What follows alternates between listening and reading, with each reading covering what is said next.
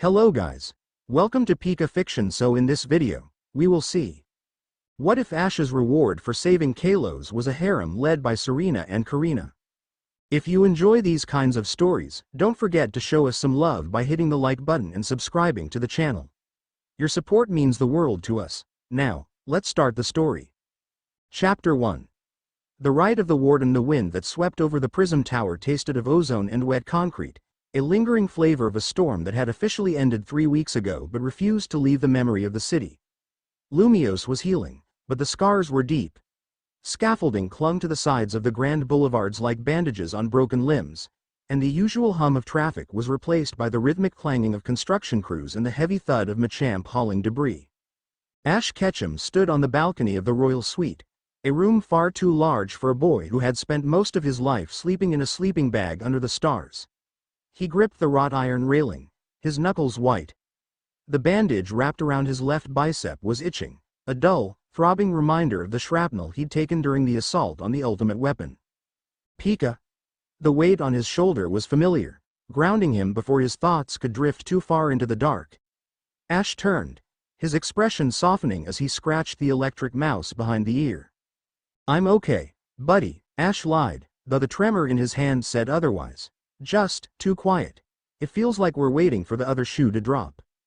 Pikachu didn't buy it. The Pokemon's ears swiveled back, his black eyes narrowing with a mixture of concern and frustration. They had won. The world was safe. Lysandre was gone. So why did it feel like the walls of this gilded cage were closing in? The heavy oak doors behind them groaned open. Ash didn't flinch. His aura had picked up the visitor's presence long before the handle turned. He didn't turn around immediately, keeping his gaze fixed on the rebuilding city below.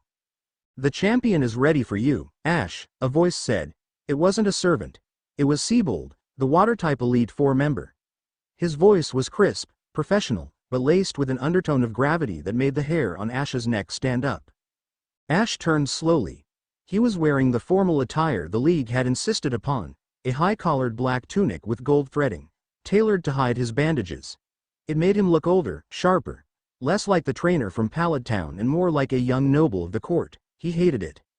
"I thought I was free to go today," Ash said, his voice rough. "Professor Oak is expecting me back in Kanto." Siebold adjusted his glasses, stepping aside to allow a clear path to the corridor.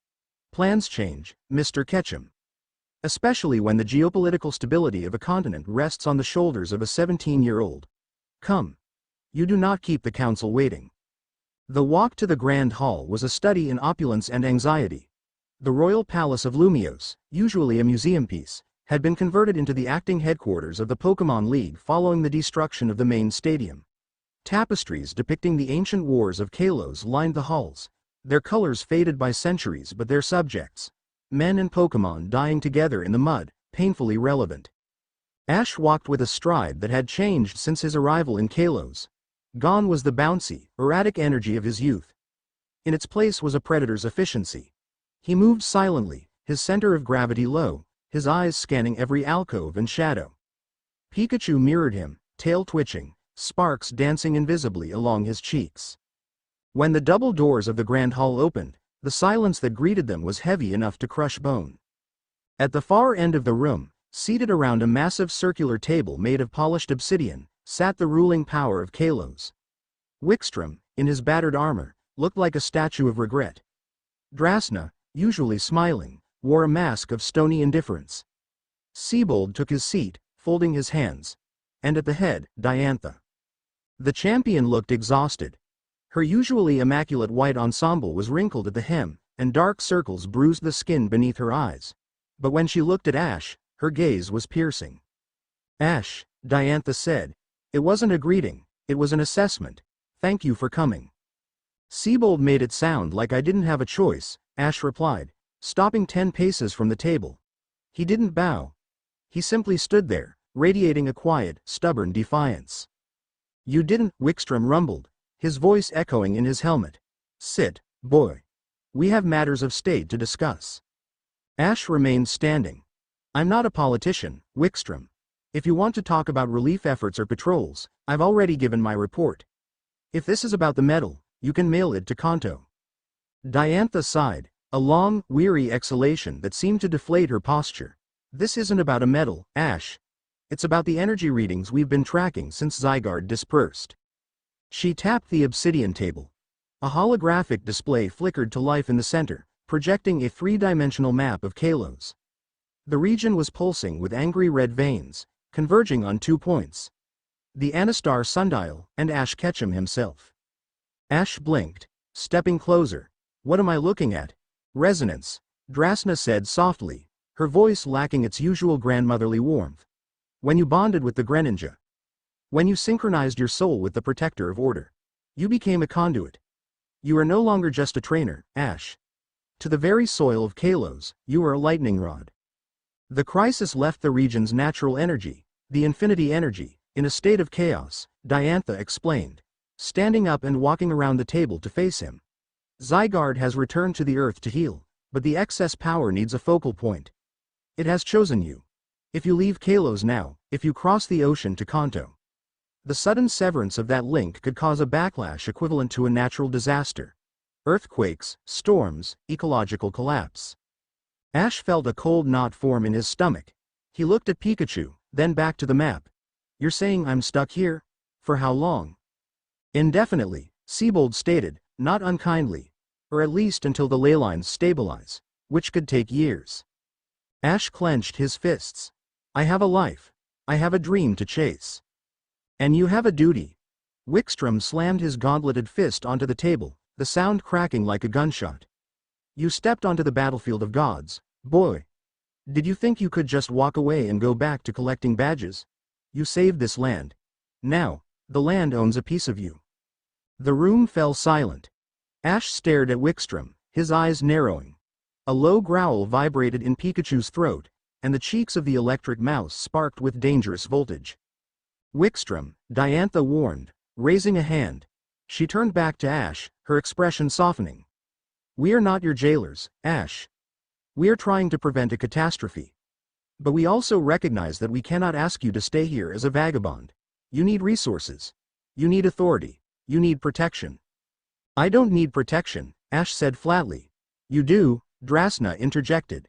There are factions in Kalos, old families, remnants of flair, who view your power as a threat. Or worse, a resource to be harvested. If you stay, you cannot stay as Ash Ketchum, the trainer. You must stay as something untouchable. Diantha took a deep breath, which is why we are invoking the right of the Warden. Ash frowned.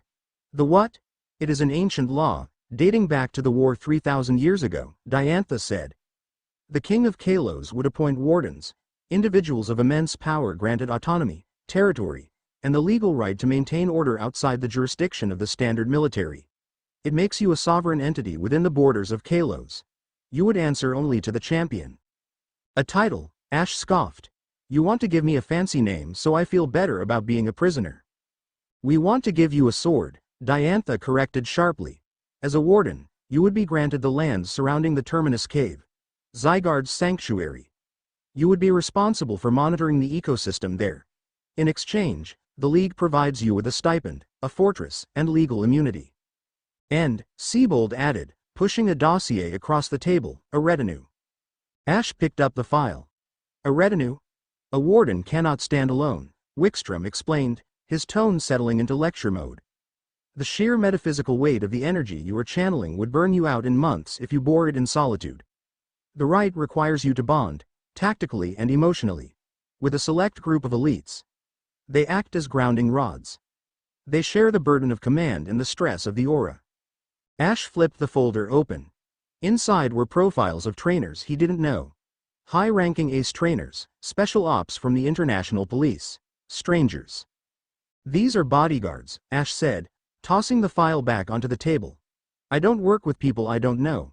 I don't trust my back to soldiers who follow orders. I trust friends. This is not a playground, Siebold snapped. This is national security. These candidates have been vetted for psychological stability and combat prowess. You need professionals, not children. Then I refuse, Ash said, turning on his heel. Ash, Diantha called out, her voice losing its composure for the first time. If you walk out those doors, we will have to detain you. For the safety of the region. Please? don't make us fight you. Ash stopped. He didn't turn around. The air in the room grew heavy, the static charge from Pikachu rising until the hairs on everyone's arms stood up. You can try, Ash whispered. The doors to the Grand Hall didn't just open, they were thrown wide with enough force to rattle the hinges. He won't have to fight you, a voice rang out, clear and melodious, cutting through the tension like a knife. And he won't be accepting your sterile little list of candidates, either. Ash turned, surprise breaking through his stoic mask. Standing in the doorway, backlit by the afternoon sun streaming through the clerestory windows, was Serena. She looked different. The uncertainty that had once plagued her was gone, burned away by the fires of the flare crisis. She wore a traveling coat of deep burgundy, tailored for movement, with high boots that clicked sharply against the stone floor. Her hair, short and framing her face, seemed to catch the light. But it was her eyes, blue and blazing with a ferocity that matched Ash's own, that held the room. And she wasn't alone. Beside her, leaning casually against a massive Lucario, was Korrina. The gym leader of Shalar had traded her skating gear for a more combat-oriented outfit, reinforced armored greaves on her shins, fingerless gauntlets, and a white GI wrapped tight with a black belt. She was grinning, but it was a shark's grin. Serena. Korrina. Ash breathed. Sorry we're late, Korrina chirped, pushing off her Lucario and sauntering into the room. Security tried to stop us. Lucario disagreed with their assessment. What is the meaning of this? Wickstrom demanded, standing up. This is a closed council session. And you're discussing the fate of the man who saved our lives, Serena said, walking past Ash and placing herself between him and the council.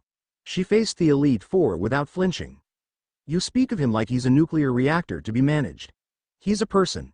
And if you think he's going to accept a retinue of strangers, you don't understand him at all. We understand the necessity of power, Drasna said gently.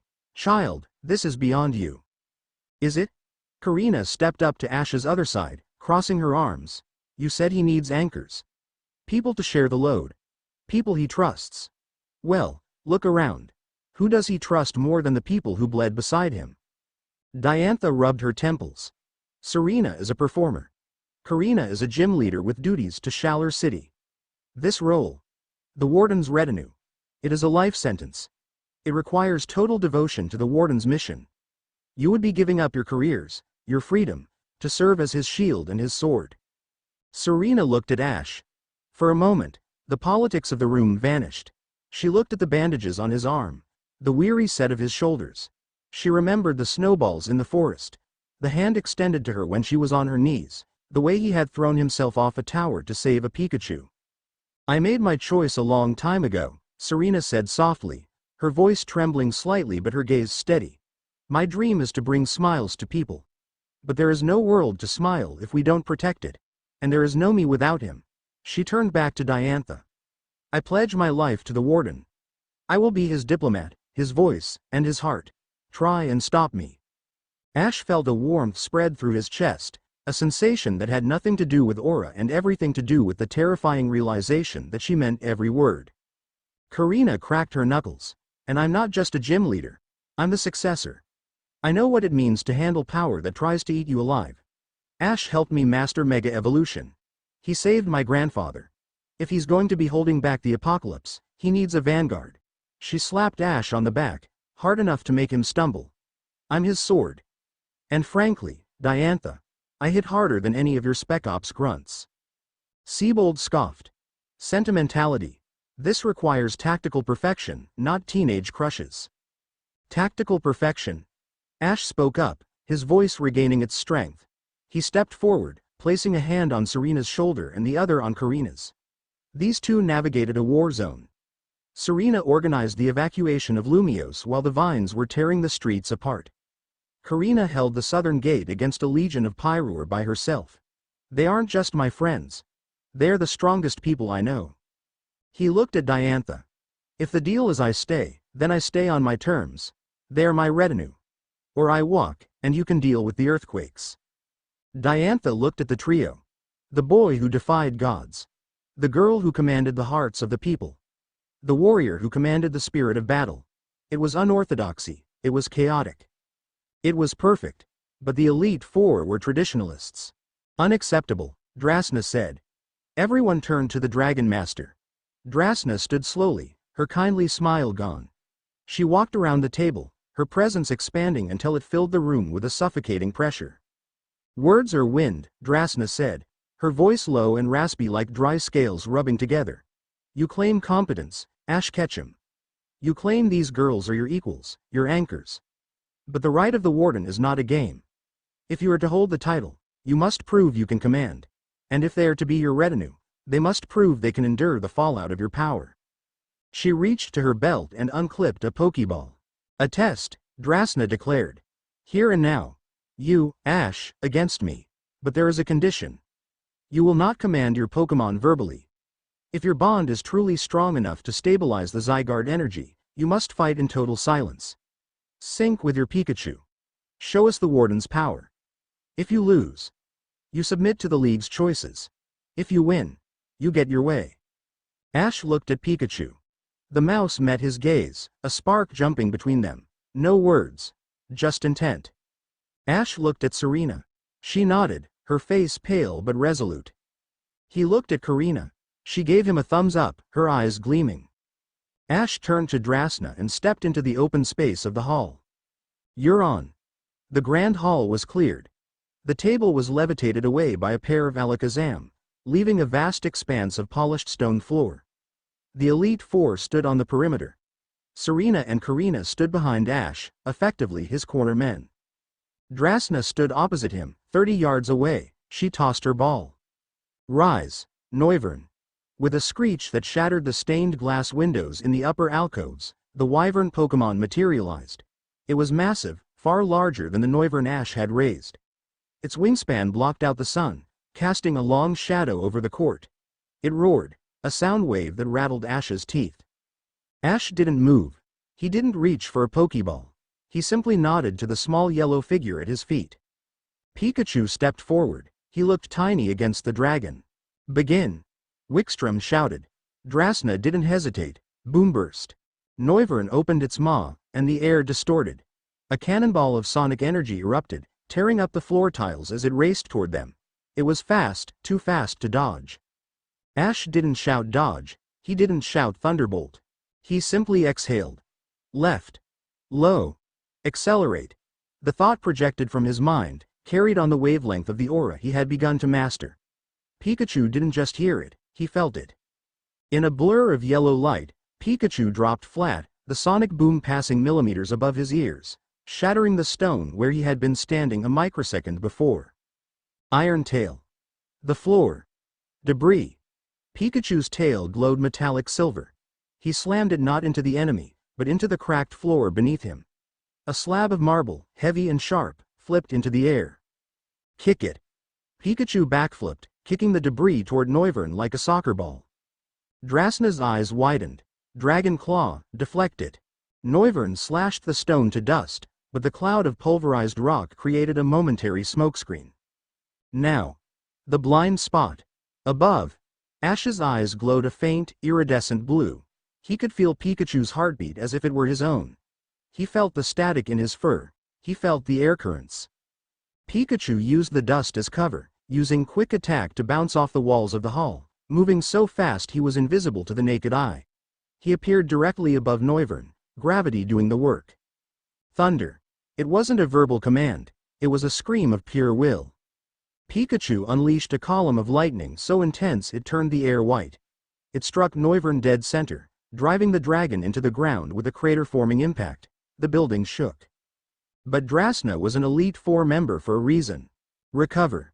Draco Meteor, she commanded, unfazed. Noivern, smoking and enraged, shook off the paralysis. It launched an orb of orange energy into the ceiling, which exploded into a rain of meteors. The entire hall became a kill zone. There was nowhere to run. Ash didn't panic. He didn't look for cover. He closed his eyes. Serena. Korrina. He wasn't commanding them. He was drawing on them. He felt Serena's anxious hope, a warm, stabilizing light. He felt Korrina's aggressive confidence, a steel rod in his spine. The energy of the land, the Zygarde resonance, flooded him. It was too much, it hurt, burning his veins, but the connection to the two girls acted as a heatsink, dissipating the excess. Ash opened his eyes. They were fully blue now. Spin, Electro Ball, Counter Shield. Pikachu spun. He generated a ball of electricity, but instead of throwing it, he let it wreath his body as he spun like a top. He became a vortex of lightning. The Draco meteor shower rained down. The meteors hit the spinning electric shield and were deflected, parried, or disintegrated. It was a display of defensive offense that defied physics.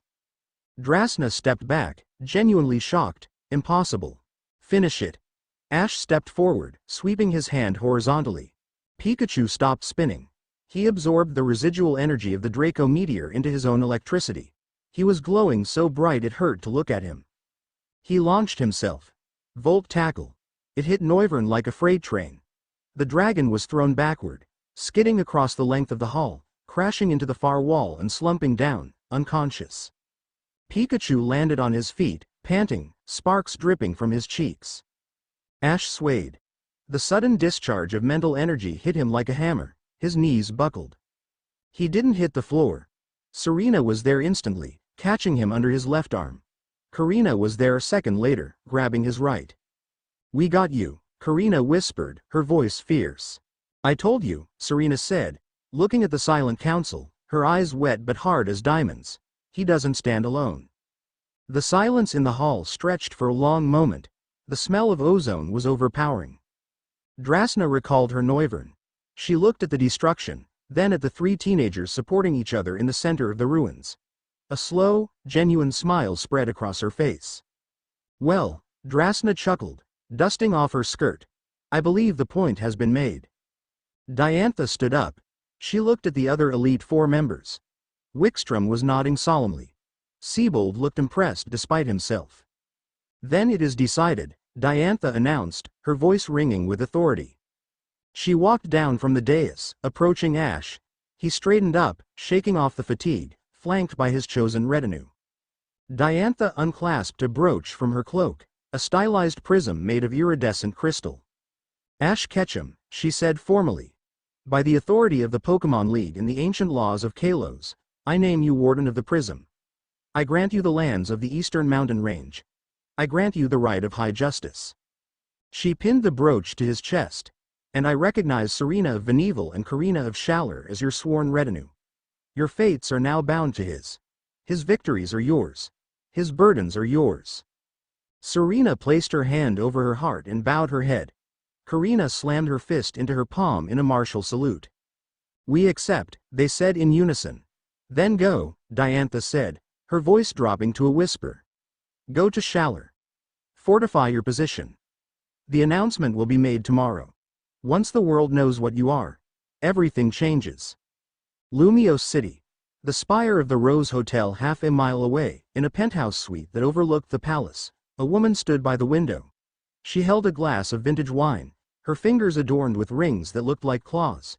She was elegant, severe, with hair the color of spun gold and eyes that were cold and dead.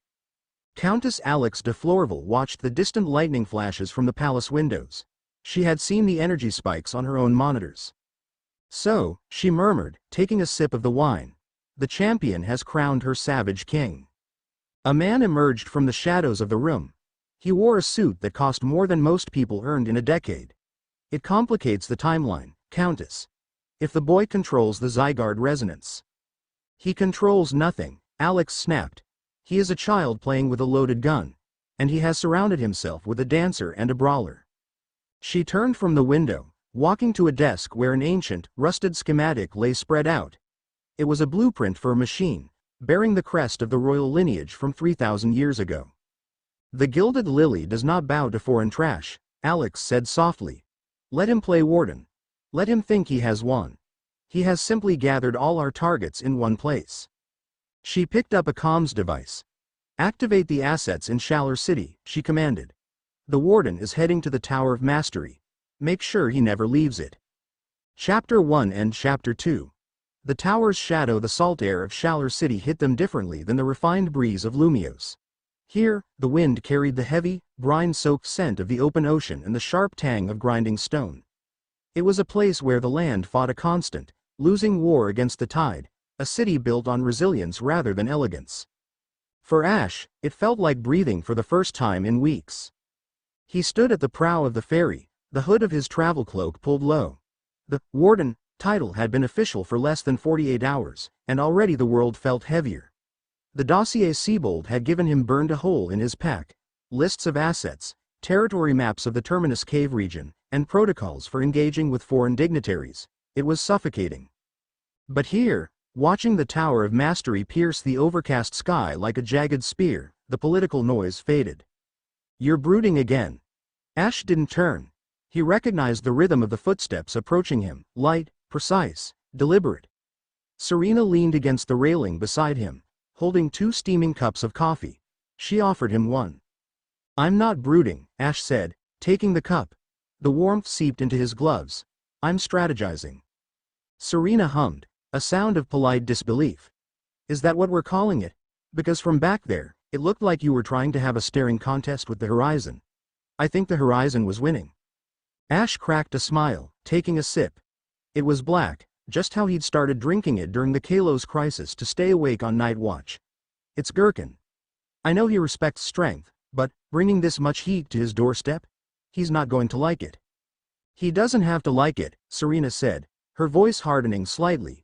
It was a tone she had developed over the last few days. The tone of the matriarch. She turned to face the approaching docks. "He just has to accept it. We need the tower's archives to understand the aura connection to the Zygarde energy. And we need a base of operations that isn't crawling with League spies." "Speaking of spies," Ash murmured, his eyes flicking toward a group of tourists near the stern. 3 of them. International police, I think. They've been rotating shifts since we left Coumarine." 4, Serena corrected effortlessly. "The elderly man reading the newspaper is handling their comms. Don't worry. I've already encrypted our arrival logs. As far as the public knows, we're just here for a training retreat." Ash looked at her. The wind whipped her short hair across her face, but her expression was composed, almost calculating. It was a far cry from the girl who had panicked over baking macarons. She was managing his entire life now: logistics, security screenings, finances. She had taken the burden of the warden bureaucracy so he could focus on the warden power. "You're good at this," he said softly, "too good." Serena's composure cracked, just for a second, revealing a soft flush on her cheeks. "I learned from the best." "You lead the charge, Ash. I just make sure the road is paved." A loud, piercing whistle cut through the air. On the dock ahead, a figure was waving frantically, surrounded by a blur of blue aura. Korrina leapt from a bollard, clearing a 10-foot gap of water to land on the ferry's deck with a heavy thud before the ramp even lowered. "Welcome home, Warden," she shouted, grinning ear to ear. She slapped Ash on the shoulder hard enough to spill his coffee. "You guys look terrible. Too much paperwork, not enough punching." "Good to see you too, Korrina," Ash groaned, rubbing his arm. "Grandpa is pacing a hole in the floor," Korrina said, her grin fading into a grimace. "He knows about the right. He's Gherkin. He says if you're going to bring the wrath of the gods to his city, you'd better be strong enough to control it." Ash crushed the empty paper cup in his hand. His eyes, usually a warm brown, flashed with a momentary, electric blue luminescence. "Then let's go show him." The Tower of Mastery was not merely a gym, it was a fortress. Built on an island that was only accessible at low tide, it stood as a monument to the history of mega-evolution. The interior was cool and dim, lit by the ethereal glow of spirit torches. Gherkin sat in the center of the main dojo, his back to the massive statue of the Mega Lucario. He was meditating, his Lucario sitting in the lotus position beside him. As the heavy doors creaked open, the old master didn't move. "The sea is loud today," Gherkin rasped, his voice echoing off the stone walls. "It speaks of storms, of upheaval." Ash stepped into the dojo, flanked by Serena and Korrina. He stopped 10 paces from the master. He could feel the pressure in the room. Not physical air pressure, but the crushing weight of Gherkin's aura. It was a test. A barrier meant to force the weak to their knees. Ash didn't kneel. He breathed. He visualized the energy inside him, the chaotic, green and black sludge of the Zygarde resonance. And he tightened his mental grip on it. He pushed back. The air in the room shimmered. The dust motes stopped moving. Gherkin opened one eye. He turned slowly, his gaze sweeping over Serena, who stood tall, unaffected by the pressure thanks to her proximity to Ash. Korrina, who looked anxious, and finally landing on Ash. So, Gherkin stood up, leaning on his staff. The League puts a crown on a child and calls him a king. Not a king, Ash said, his voice steady. A warden, and I'm not here for titles, Master Gherkin. I'm here because my aura is bleeding out, and if I don't learn to cap it, I'm going to explode. You're the only one who knows how to seal bioenergy leaks. Gherkin scoffed, walking closer. He circled Ash like a shark. You think this is a plumbing problem?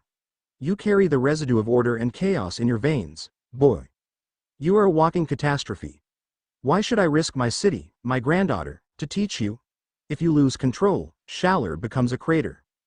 Because I'm already risking her, Ash said, nodding to Korrina. She swore an oath to stand by me. If I blow up, she goes with me. You want to save her? Help me get this under control. Korrina stepped forward. Grandpa, it was my choice. I'm part of his retinue. Gherkin's eyes narrowed. He looked at Korrina, seeing the steel in her spine that hadn't been there a month ago. He looked back at Ash. Words. Gherkin spat. You claim the title. You claim the girl. Prove you have the discipline to keep them. He slammed his staff on the ground. Lucario, his Lucario vanished. It wasn't teleportation.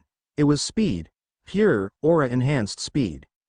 Ash didn't have time to call Pikachu.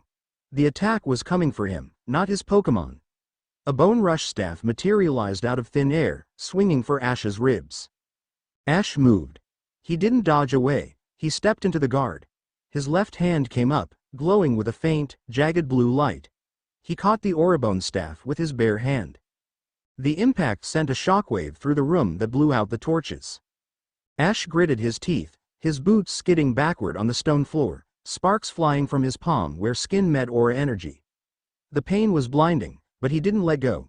He channeled the Zygarde resonance, turning the pain into fuel. Back. Off, Ash snarled. He twisted his hips and threw a punch with his right hand, not at Lucario, but at the empty air beside him. A pulse of compressed air blasted outward, forcing Lucario to disengage and flip backward. Silence returned to the dojo, heavier than before. Ash stood panting, his left hand smoking slightly. Gherkin stared at him. Then, he looked at Ash's hand. You blocked a Bone Rush, Gherkin said quietly, without a Pokémon.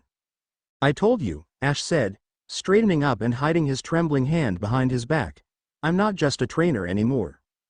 Gherkin held his gaze for a long moment, then let out a sharp, barking laugh. Reckless. Stupid. But effective. Fine, Warden. The tower is yours. But know this. The shadows you cast are longer than you think, and they're already here. The training began immediately and it was brutal. For 3 days, there was no rest. The dynamic of the retinue shifted from theoretical to practical. Serena took over the administrative wing of the tower. She set up a command center in the library, coordinating with the League, filtering requests for the Warden's presence, and, more importantly, monitoring the perimeter. She used her Fennekin, now a Delphox, and Sylveon to set up a network of sensory alarms around the island. She was the eyes. Korrina was the hammer. She took Ash to the high cliffs behind the tower, where the waves crashed with enough force to shake the ground. Again, Korrina shouted, her voice raw. Ash lay in the mud, his chest heaving. He was stripped to the waist, his body covered in bruises. Pikachu sat on a rock nearby, watching with intense, unblinking focus. This wasn't Pokémon training. This was Warden training. I can't, Ash wheezed. The energy, it's too erratic. The enemy won't care if it's erratic, Korrina yelled. She didn't offer him a hand. She kicked mud at him. You blocked Grandpa's Lucario because you were scared. That's instinct. We need intent. You need to be able to draw on that power without waiting for a crisis. Get up. Ash growled, forcing himself to his knees. He closed his eyes, searching for the wellspring of power deep in his gut. It felt like trying to hold water in his hands, slippery, cold, and vast. Focus on the bond, a voice whispered in his head. It wasn't Lucario, it was Korrina. Ash looked up. Korrina was glowing. Her keystone, embedded in her glove, was resonating. She wasn't mega-evolving her Lucario. She was projecting her own fighting spirit toward him. Don't pull from the earth, Korrina instructed, her voice softer now, stepping closer. She placed a hand on his damp shoulder. Pull from us. Use the retinue. We are the filter. Ash felt it. The jagged, sharp edge of the Zygarde energy smoothed out as it passed through the connection he had with Korrina.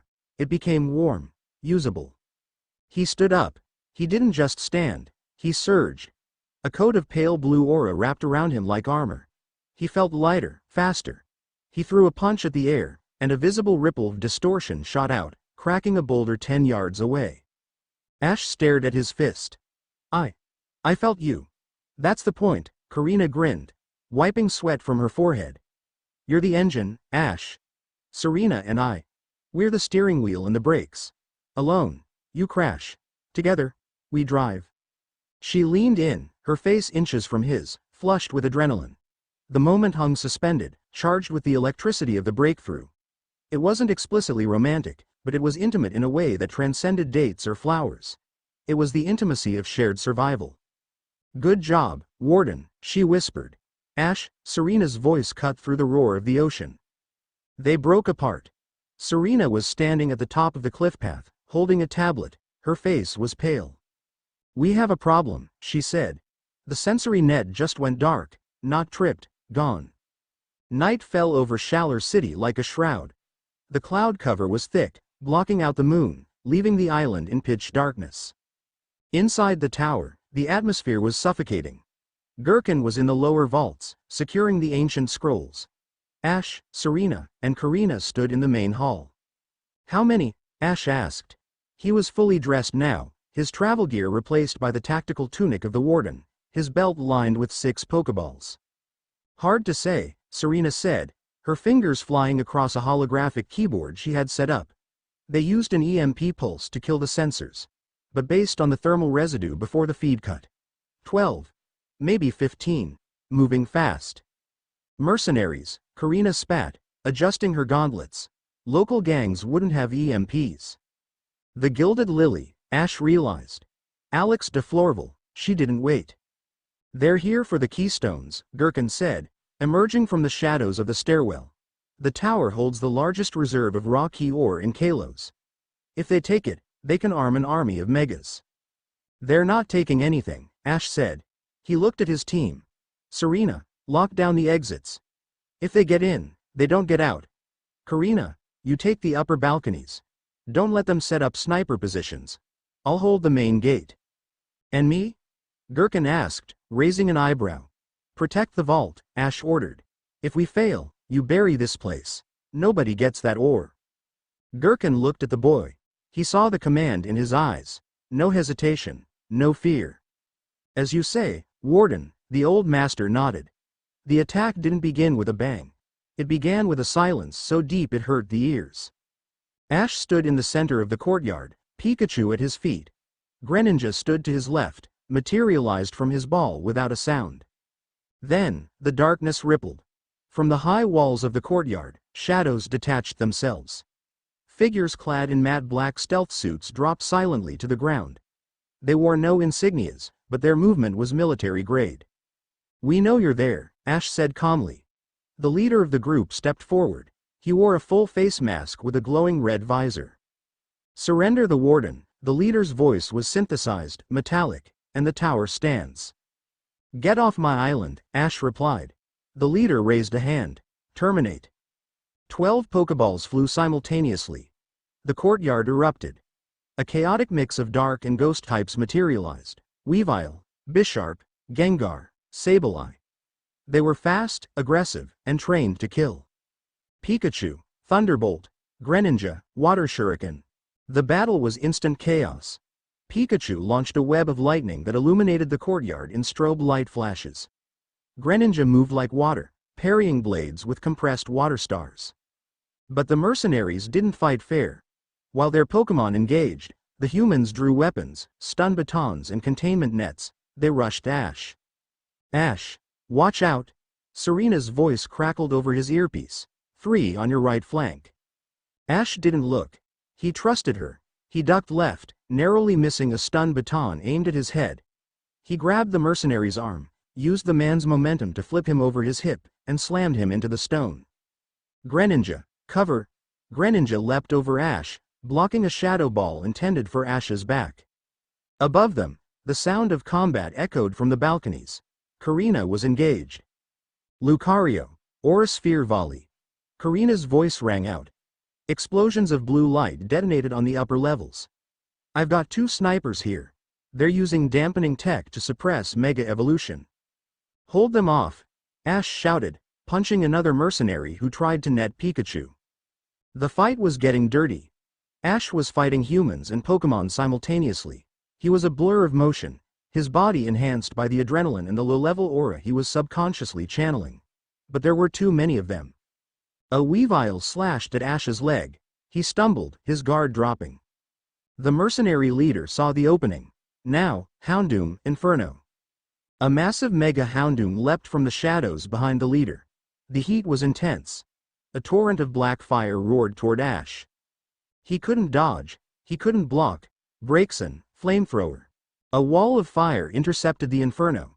Serena slid into the courtyard, her Braixen, now evolved, or on the verge. No, it was Delphox, standing tall. The collision of fire created a massive steam cloud. I told you to lock the exits, Ash shouted, coughing in the smoke. Exits are locked, Serena said, standing back to back with him. But I'm not leaving you alone in the kill box. Touching, the leader mocked. Houndoom, burn them all. The Mega Houndoom howled, its solar power ability flaring.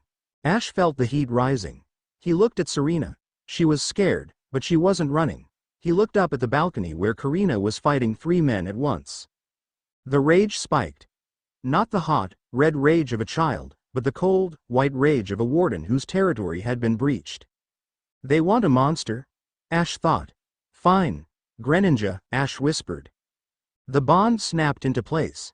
It wasn't the struggle it used to be. It was instant. A torrent of water spiraled around Greninja, hardening into the shuriken on his back. Ash's features mimicked the Pokémon's. But Ash didn't stop there. He reached out with his aura, grabbing the threads of Korrina's energy from the balcony and Serena's energy beside him. He pulled. Let's go, Ash roared. The water veil around Greninja exploded outward, not as water, but as glowing, iridescent energy. Ash Greninja stood revealed, but he was larger, his aura visible to the naked eye. Double team, Ash commanded. Greninja split into 50 copies, but they weren't illusions. Because of the warden's energy, each copy had physical mass. The courtyard became a swarm. The mercenaries panicked. Attack! Attack the real one, the leader screamed. They're all real, Ash said cold-bloodedly. Cut. The 50 Greninjas moved in unison, 50 night slashes. The mercenary Pokémon were decimated in seconds. The sheer kinetic force swept the courtyard clean. The Mega Houndoom tried to bite, but the prime Greninja caught its jaws with water-webbed hands, forcing its mouth shut. Ash walked toward the mercenary leader. The man stumbled back, terrified by the glowing blue eyes of the boy in front of him. Who? What are you? The mercenary stammered. Ash grabbed the man by his tactical vest and lifted him off the ground with one hand. The Zygarde energy pulsed in his veins, terrifying and majestic. I am the warden of Kalos, Ash said, his voice layered with the echo of the Zygarde cells. And you are trespassing. He threw the man into the wall. High above, Korrina finished her fight, kicking the last sniper off the railing. He landed in a safety net. She wasn't a murderer, she looked down at the courtyard. Ash stood amidst the unconscious bodies of 15 elite mercenaries and their Pokémon. He was glowing. The air around him distorted with heat. Then, the light faded. Ash collapsed. Serena caught him before he hit the stones. Morning brought the fog. The international police had arrived to collect the mercenaries, who were all refusing to speak, terrified of the demon in the tower. Ash sat on the steps of the tower, a blanket wrapped around his shoulders. He felt drained, hollowed out. Gherkin walked out, holding 2 cups of tea. He handed one to Ash. You broke 3 ribs of the leader, Gherkin said matter-of-factly, and you terrified the local police chief.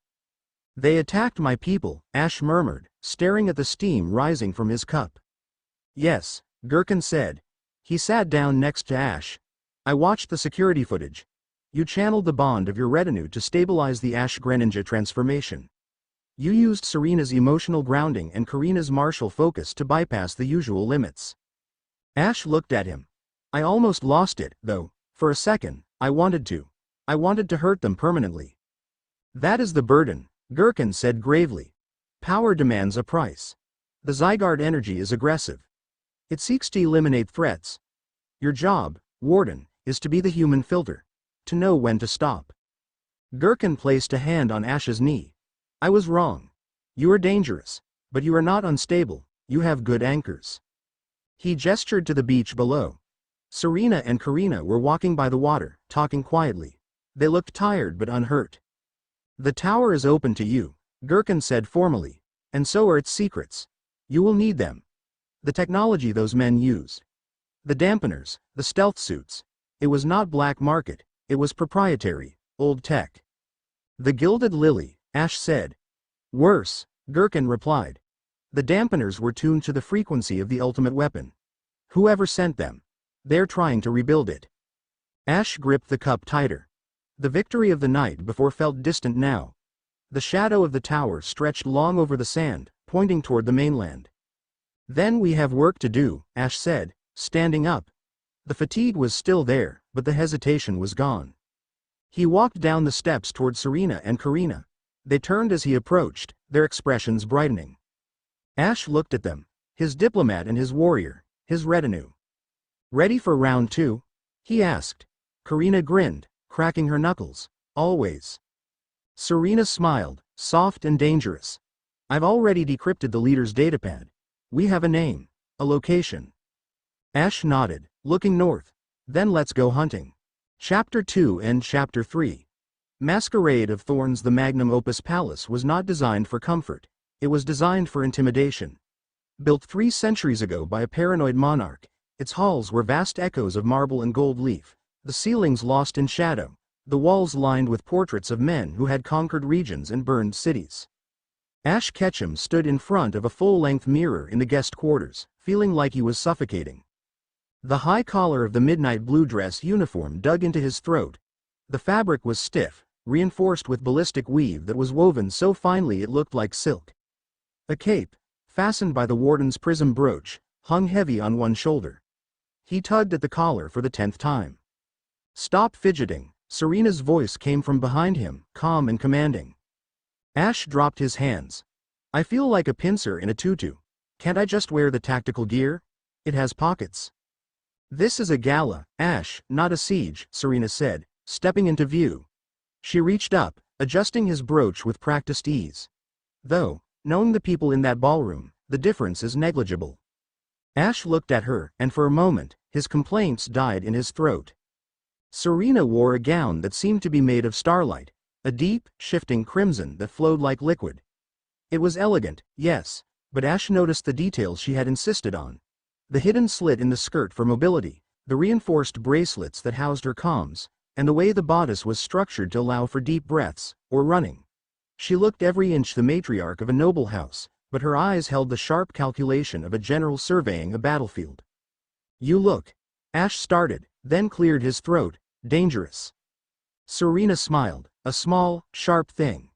Good. That's the intent. Tonight isn't about fighting with Pokemon, Ash. It's about fighting with perception. The Gilded Lily thinks you're a savage from Kanto who got lucky. Tonight, we show them you're the warden. The door to the suite opened. Korrina leaned against the frame.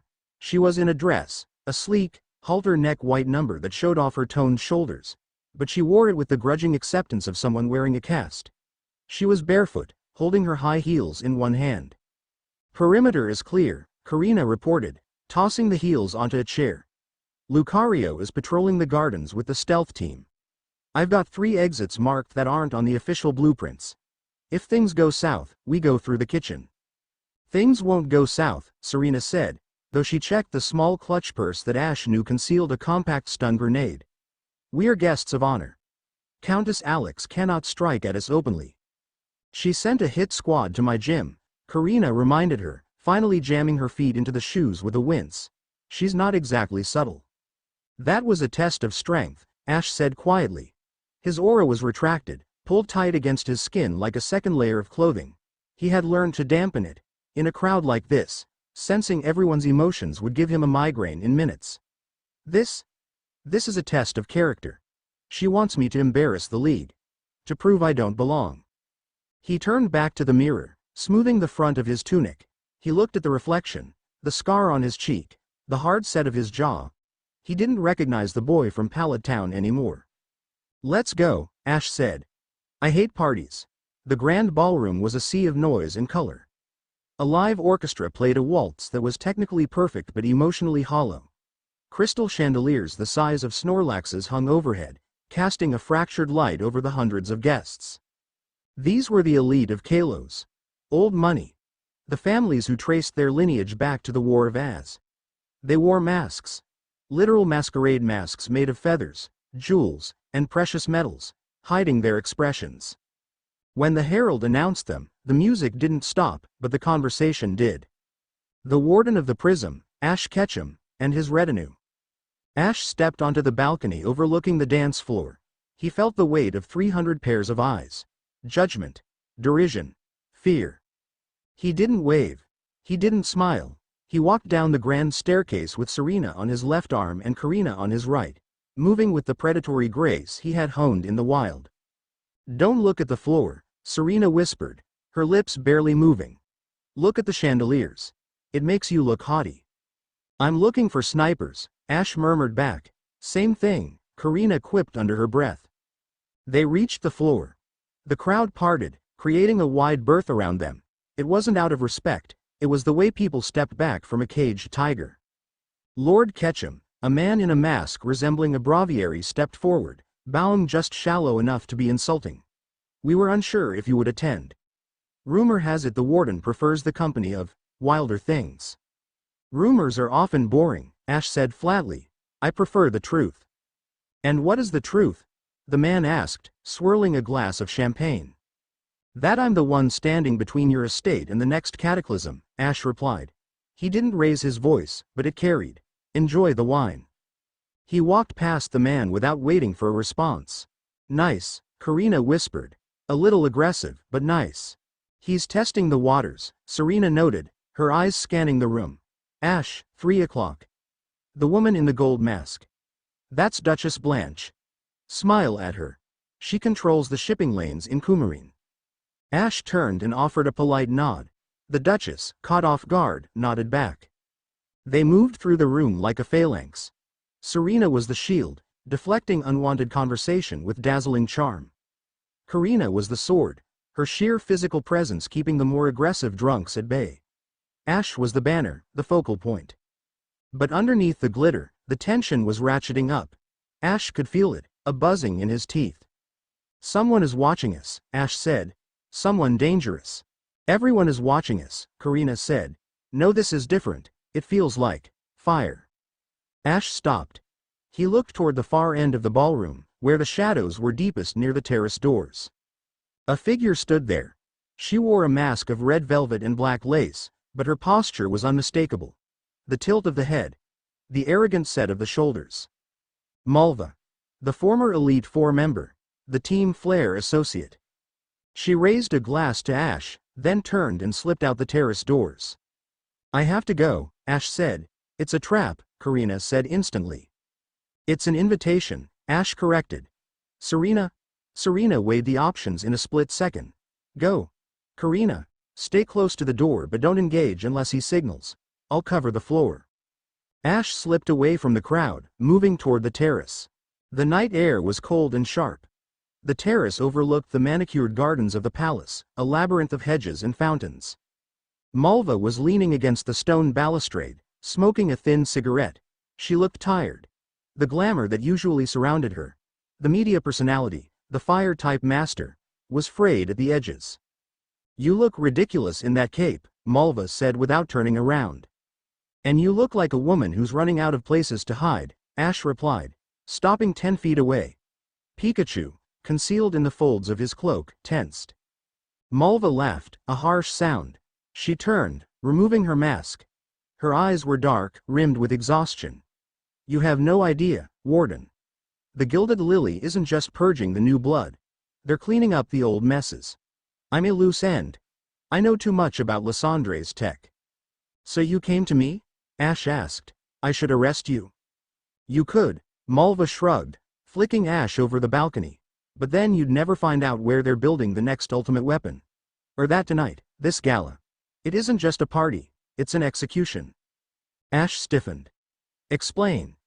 Alex de Florville is sentimental, Malva said. She loves the classics. Poison in the wine is too pedestrian. She wants to break you publicly.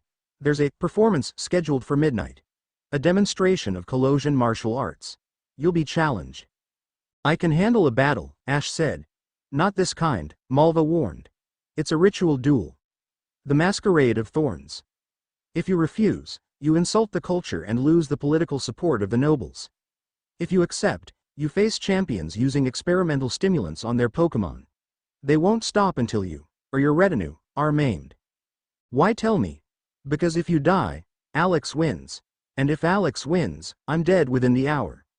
Malva crushed the cigarette. I want sanctuary, Ash. I want into the retinue. Ash stared at her. He reached out with his senses. He felt fear, pride, and a burning desire for revenge, but no deception. If you betray me, Ash said, his voice dropping to a growl that vibrated in the stone beneath them, Zygarde will find you. Anywhere on Earth. Malva shivered. She had seen Yveltal. She had seen gods. But the look in Ash's eyes was something else. It was the look of a man who had stared into the abyss and made the abyss blink. Deal, she whispered. Get inside, Ash ordered. Stay with Serena. Ash returned to the ballroom just as the clock chimed midnight. The lights dimmed. The orchestra stopped. A spotlight hit the center of the dance floor. Countess Alex de Florville stepped into the light. She was unmasked, her beauty cold and severe. She wore a gown of pale gold that looked like armor. My esteemed guests, Alex announced, her voice amplified by hidden speakers. Tonight, we honor the past. We honor the traditions that made Kalos strong. And what is tradition without a test of worth? She turned, her eyes locking onto Ash across the room. We are graced by the presence of the new warden. A hero, they say. But does he dance to the rhythm of Kalos? Or does he stumble? The crowd murmured. The trap was sprung. I present the twin thorns, Alex gestured. From the opposite side of the room, two figures emerged. They wore fencing gear stylized like formal wear, white and black. They wore featureless silver masks. One released a Gallade. The other, a Frostlass. The Pokémon were wrong. Their eyes were dilated, their muscles twitching with unnatural energy. The stimulants Malva had warned about. A challenge, Alex smiled cruelly. A waltz of steel. 2 against 2. But, to ensure the elegance of the evening is maintained, the trainers must join the dance. If you stop moving to the music, you forfeit. It was absurd. It was deadly. If Ash stood still to command, he lost. If he moved without rhythm, he lost. And while he danced, 2 chemically enraged Pokémon would be trying to kill him. Ash, Serena was at his side instantly. You can't do this. You don't know the steps. Ash looked at the Gallade. He saw the madness in its eyes. He looked at Alex, smug on her podium. I don't know the steps, Ash admitted. He turned to Serena, extending his hand, but you do. Serena blinked. She looked at his hand, then up at his face. She saw the trust there. Absolute. Unwavering. You want me to lead? She asked. I want you to drive, Ash corrected. I'll handle the power. You handle the flow. Serena took a breath. The matriarch surfaced. She took his hand. Korrina, Serena said over her shoulder. Hold Malva. If anyone interferes from the crowd, break their knees. With pleasure, Korrina cracked her knuckles. Ash and Serena stepped onto the floor. I accept, Ash announced. Pikachu, with me, Ash murmured. Delphox, you're up. Serena released her Delphox. The fox Pokémon twirled her branch, the flame at the tip burning a steady, disciplined blue. The orchestra began to play. A fast, aggressive waltz in A minor. Begin. Alex shouted. The Gallade moved instantly, vanishing in a blur of Psycho Cut. 1, 2, 3, turn, Serena hissed, pulling Ash into a spin. Ash followed her lead, his body rigid at first, then relaxing. As they spun, a Psycho Cut slashed through the air exactly where Ash's head had been a second ago. Pikachu, Iron Tail. Low, Ash commanded while mid-spin. Pikachu mirrored Ash's movement, spinning on the floor and slamming his metallic tail into Gallade's ankles. The Gallade stumbled. Delphox, Mystical Fire. Arc. Serena commanded. Delphox didn't just shoot fire, she danced with it. She twirled, creating a ribbon of flame that acted as a shield against the Frostlass's ice beam. The music swelled. The tempo increased. Ash and Serena were locked together. Serena was the anchor. She anticipated the beat, guiding Ash through complex steps. A dip, a lift, a glide. "They're targeting you," Serena whispered, her face inches from his as they waltzed across the marble. Frostlass, high angle. "I see it," Ash said. His eyes were glowing blue again. The Zygarde energy was waking up, fed by the rhythm. Delphox, Psychic. Catch the Frostlass. Delphox extended her wand. Psychic energy wrapped around the ghost type. Pikachu, utilize the chandelier. Pikachu scrambled up a pillar, jumped onto the swinging crystal chandelier, and unleashed a thunderbolt. The electricity didn't hit the Pokémon directly. It hit the chains of the chandelier above the Frostlass. The chain snapped. The chandelier swung down like a pendulum. The Frostlass shrieked, dodging barely, but the impact shattered the floor, sending shards of crystal flying. "Keep moving," Serena ordered, pulling Ash into a dramatic dip. A shadow ball sailed over them, singing the feathers of Ash's cape. The crowd was gasping. This wasn't a battle, it was a violent ballet. The Gallade, enraged by the stimulants, ignored its trainer's command to defend. It lunged for Serena, its elbow blades glowing with leaf blade energy. It was too close. Delphox was out of position. Ash didn't wait for the beat. He broke the hold, shoved Serena behind him, and stepped into the Gallade's path. He didn't use a Pokémon. As the Gallade's blade came down, Ash raised his forearm. The air distorted. A hexagonal barrier of green light, Zygarde's barrier, materialized inches from his skin. Clang. The leaf blade shattered against the barrier. The Gallade recoiled, stunned by the feedback. The music stopped. The orchestra faltered, the musicians staring in horror. Ash stood there, one arm raised, the green hexagon fading slowly. He glared at the Gallade. "Sit down," Ash commanded. The aura in his voice was a physical weight. The Gallade, overwhelmed by the alpha presence, dropped to its knees, shaking. Ash turned to the Frostlass. "You too." The Frostlass froze, then lowered its head, floating down to the floor. Silence reigned in the ballroom. Ash turned slowly to face Countess Alex. He didn't look winded. He didn't look embarrassed. He looked like a god who had briefly deigned to walk among mortals. "Your performers are undisciplined," Ash said, his voice carrying to the back of the hall, "and your wine is sour." He offered his arm to Serena. She took it, her heart hammering against her ribs, but her head held high. "The gala is over," Ash declared. He walked toward the exit. The crowd parted, this time with genuine, terrified respect. They didn't see a savage anymore. They saw the warden. As they passed Malva and Korrina, Ash nodded. "We're leaving," Ash said. "Malva, you're with us." Gladly, Malva smirked, falling in step behind them. The warden's transport.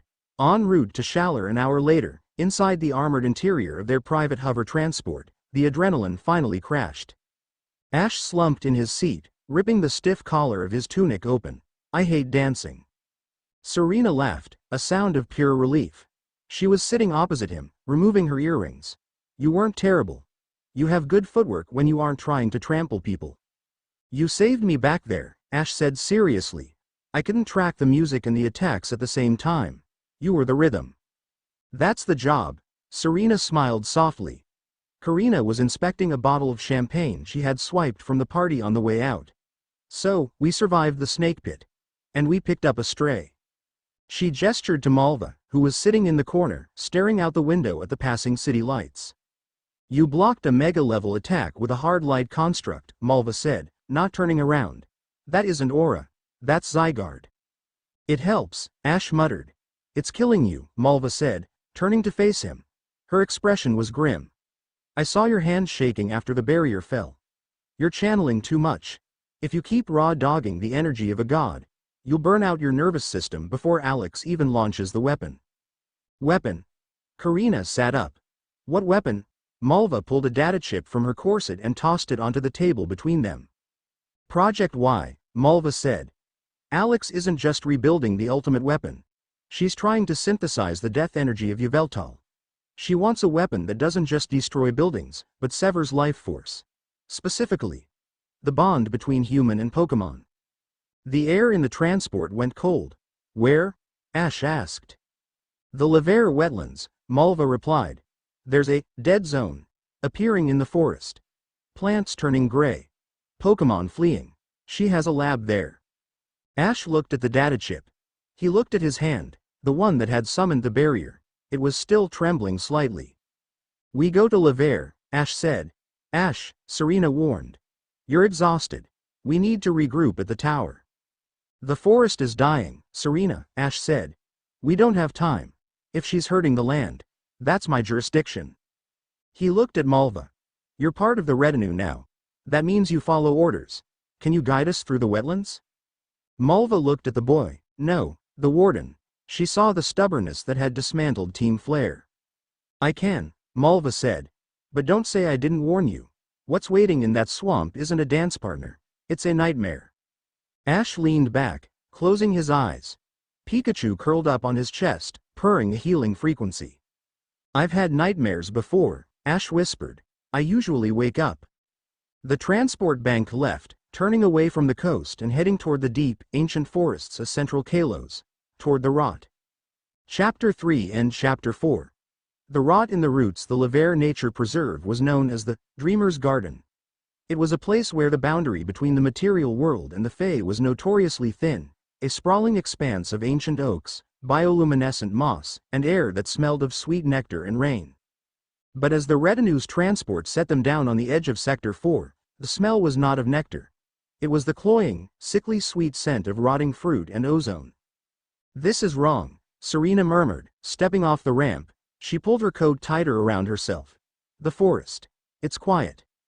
Ash stood beside her, his boots sinking into the gray, lifeless sludge that had replaced the vibrant grass. He didn't speak. He was listening, not with his ears, but with the warden's sense. Usually, a forest like this would be a cacophony of life signatures. Flabebe flitting through the branches. Gumi hiding in the damp, the deep thrum of Trevenant guarding the groves. Now, there was only static. A dull, aching void that made his teeth itch. Readings are spiking, Malva said, checking a handheld scanner. She looked out of place in the wilderness, her high-fashion combat gear pristine against the muck. The Y radiation is concentrated about 3 clicks east. It's acting like a defoliant. It sucks the life energy out of the flora to fuel itself. And the fauna?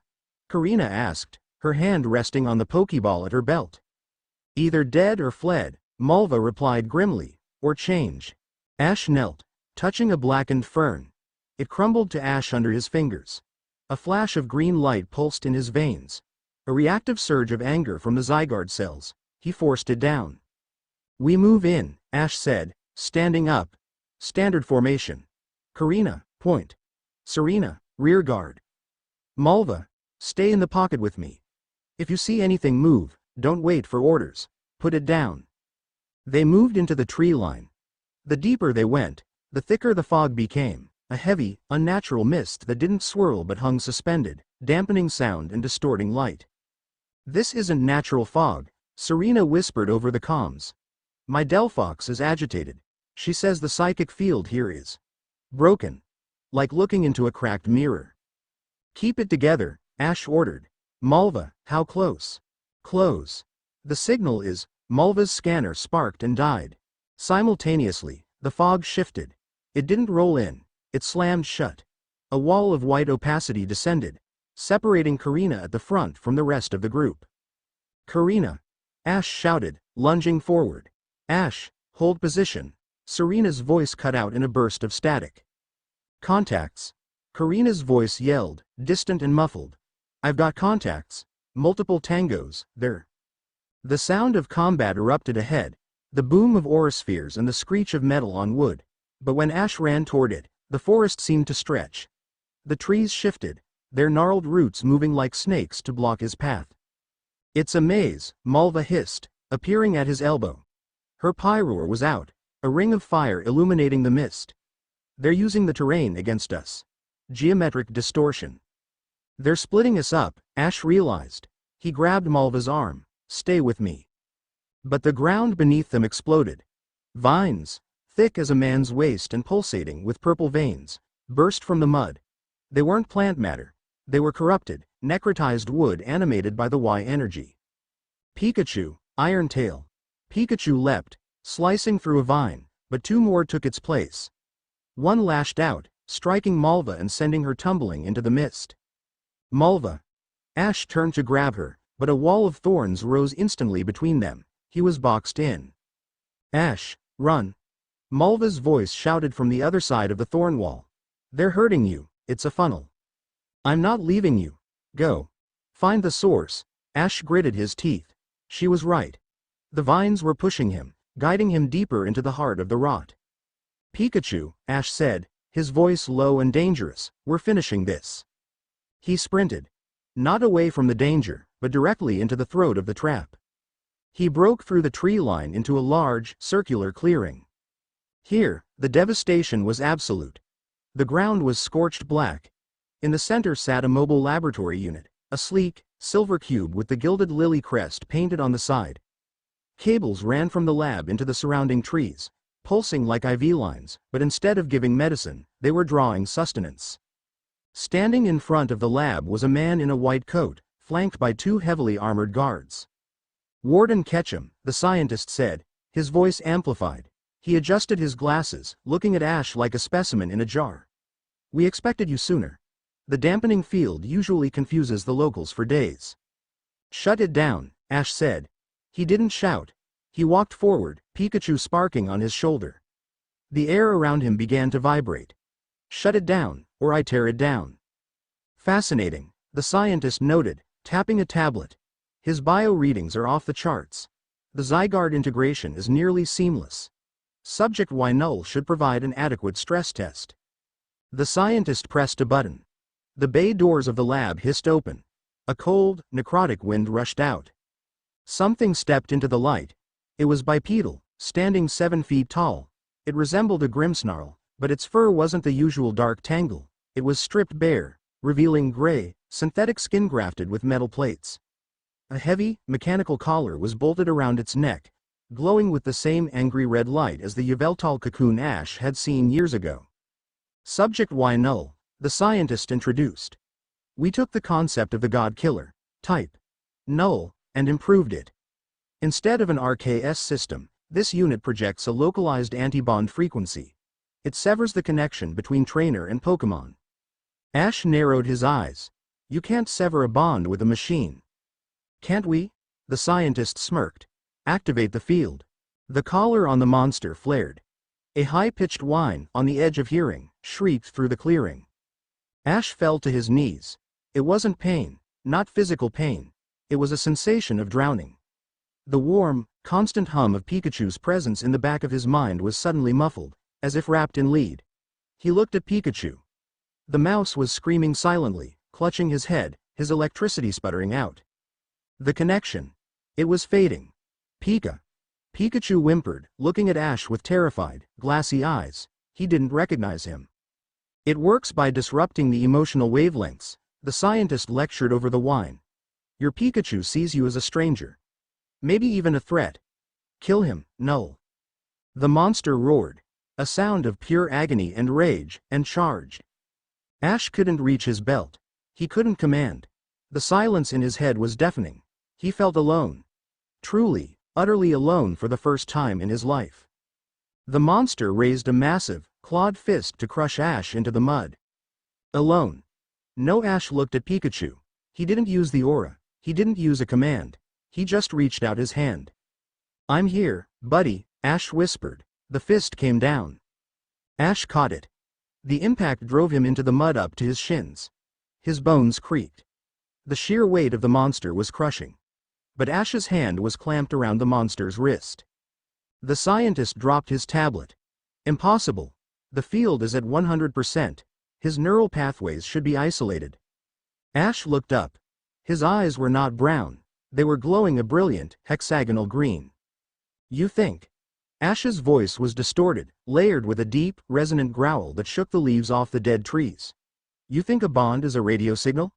You think you can jam a soul? The Zygarde cells in Ash's blood didn't rely on neural pathways. They relied on the order of the natural world. And this machine, this abomination, was disorder.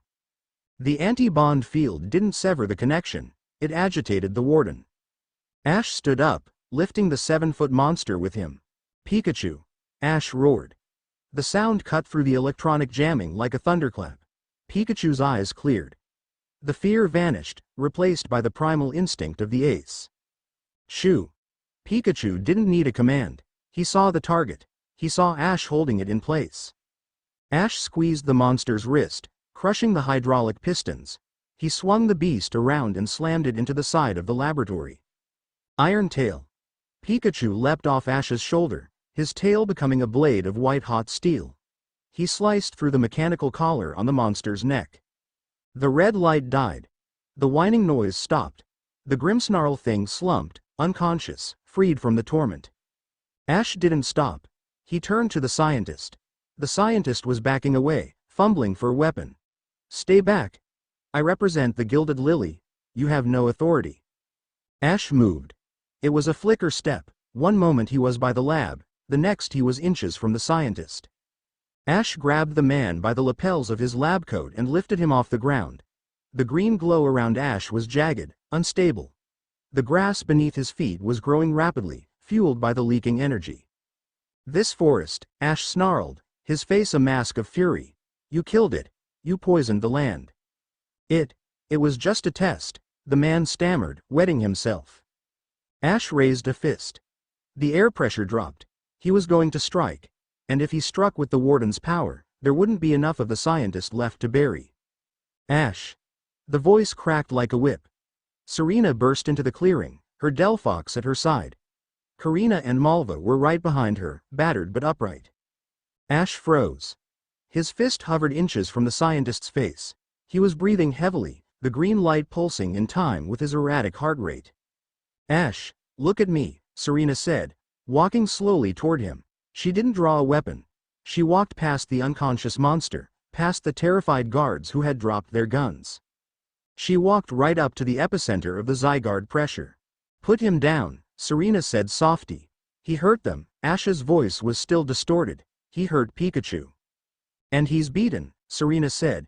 She reached out and placed her hand on Ash's raised fist. Her skin was cool against his burning aura. We're wardens. Not executioners. Ash trembled. The conflict between the dragon rage of the land and his own humanity warred in his eyes. Korrina stepped up on his other side. We got your back, Ash. You don't have to carry the anger alone. Give it to us. Ash let out a shuddering breath. He looked at Serena, then at Korrina. He felt their presence, steady, loving, real. The green glow faded. His eyes returned to brown. He dropped the scientist. The man scrambled backward, sobbing.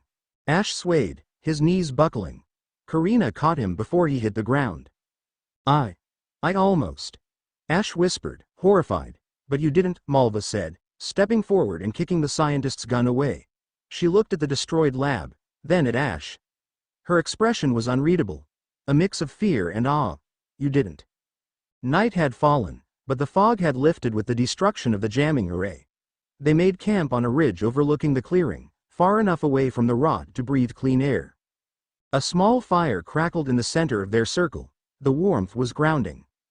Ash sat on a log, a blanket draped over his shoulders. He was staring into the fire, holding a cup of soup that Serena had made from their rations. He hadn't spoken much since the battle. Pikachu was asleep on his lap, twitching occasionally.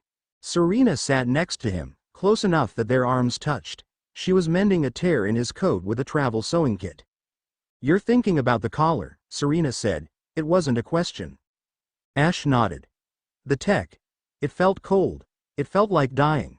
If they build a bigger one, if they put it on the Anistar sundial, they could sever every bond in Kalos, Malva finished, sitting on the opposite side of the fire.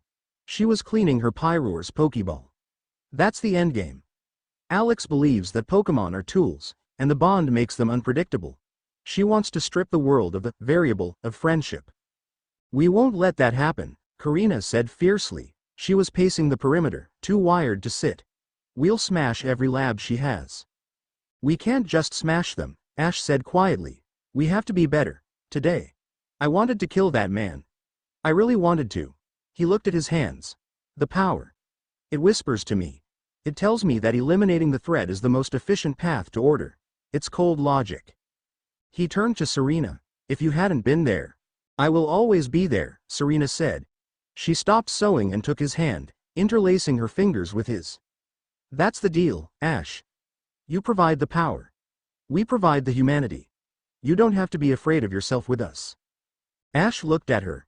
The firelight danced in her blue eyes. He squeezed her hand. I don't know what I'd do without you, he admitted. Crash and burn, probably, Korrina joked, coming over and sitting down heavily next to Ash, sandwiching him between them. She leaned her head on his shoulder. But you're stuck with us. No refunds. Malva watched them. The famous Ash Ketchum density regarding romance seemed to be eroding under the trauma of the war. He wasn't oblivious anymore. He was just careful. He treated them like they were made of glass, terrified his power would shatter them. But they weren't glass. They were diamonds. The data from the lab, Malva spoke up, breaking the moment. I downloaded it before you trashed the mainframe. It confirms the timeline. The prototype was a success in their eyes. Success? Ash frowned. I destroyed it. But it worked for a second, Malva pointed out. It disrupted Pikachu. For a normal trainer, that second is fatal. And the data? It's being transmitted to Anistar City. Ash stiffened. The sundial. Alex is moving her timetable up, Malva said. She knows you're coming. She's going to turn the sundial into a broadcast tower for the severance frequency. If she succeeds, she'll lobotomize every Pokémon in a 100-mile radius. Ash stood up. The blanket fell away. The exhaustion was still there, etched into the lines of his face, but the doubt was gone. Then we go to Anistar, Ash said. We rally the gym leaders. We rally the league. This isn't a skirmish anymore. He looked at the stars above the tree line. This is war. Serena stood up beside him. Korrina cracked her knuckles and stood too. Ash looked at his retinue. Get some sleep, he ordered gently. Tomorrow, we march. As they settled down, Ash remained awake for a long time, stroking Pikachu's ears, watching the shadows of the forest. He knew the darkness was watching back. But for the first time since taking the title of Warden, the silence in his head wasn't lonely. It was filled with the quiet, steady breathing of the people he loved. And that, he realized, was a power Alex de Florville would never understand. Chapter 4 and Chapter 5. Siege of the Sundial. The transport approached Anistar City under the cover of a heavy storm. Rain lashed against the reinforced glass of the cockpit, distorting the city lights below into smearing ribbons of neon. But even through the downpour, the sundial was impossible to miss. The massive crystalline structure, ancient and seemingly indestructible, pierced the sky like a shard of fallen star. Usually, it glowed with a gentle, pulsing lilac light. Tonight, it was throbbing with an angry, rhythmic crimson. Readings are critical, Serena said from the co-pilot's seat, her fingers flying across the sensor array. The energy density around the sundial has increased by 400% in the last hour. They've already hooked up the amplifier. Ash stood behind her, gripping the back of her seat. He was fully armored now, the ceremonial robes of the gala discarded for the functional, reinforced tactical gear of the Warden. His retinue stood ready in the cargo bay. Status on the evacuation? Ash asked. Olympia has the civilians moving to the underground shelters, Malva reported, checking her comms. But the Gilded Lily has blockaded the main roads. They have heavy armor. Walkers. Golurk automata. They're holding the city hostage, Korrina growled, tightening the straps on her gauntlets. If we attack the blockade, they'll open fire on the residential districts. Then we don't attack the blockade, Ash said. He leaned forward, looking at the schematic of the city Serena had pulled up. We bypass it. Serena, can you drop us directly onto the plaza of the sundial? Serena looked at the storm, the anti-air flak bursting in the clouds above the city, and the swirling vortex of energy around the target. It's a suicide run, Serena said. Then she grinned, a wild, terrifying expression. Hold on to something. The transport screamed out of the clouds in a near-vertical dive. Anti-air lasers streaked past them. The hull shuddered violently. "Brace for impact," Serena shouted. She pulled up at the last second, firing the retro thrusters. The transport slammed onto the cobblestones of the Anastar Plaza, skidding sideways and crushing a decorative fountain before coming to a halt 50 yards from the base of the sundial. The ramp dropped instantly. "Go! Go! Go!" Ash roared. The retinue spilled out into chaos. The plaza was fortified. Hundreds of gilded lily soldiers, supported by heavy weapon emplacements and dark, twisted Pokémon, were waiting.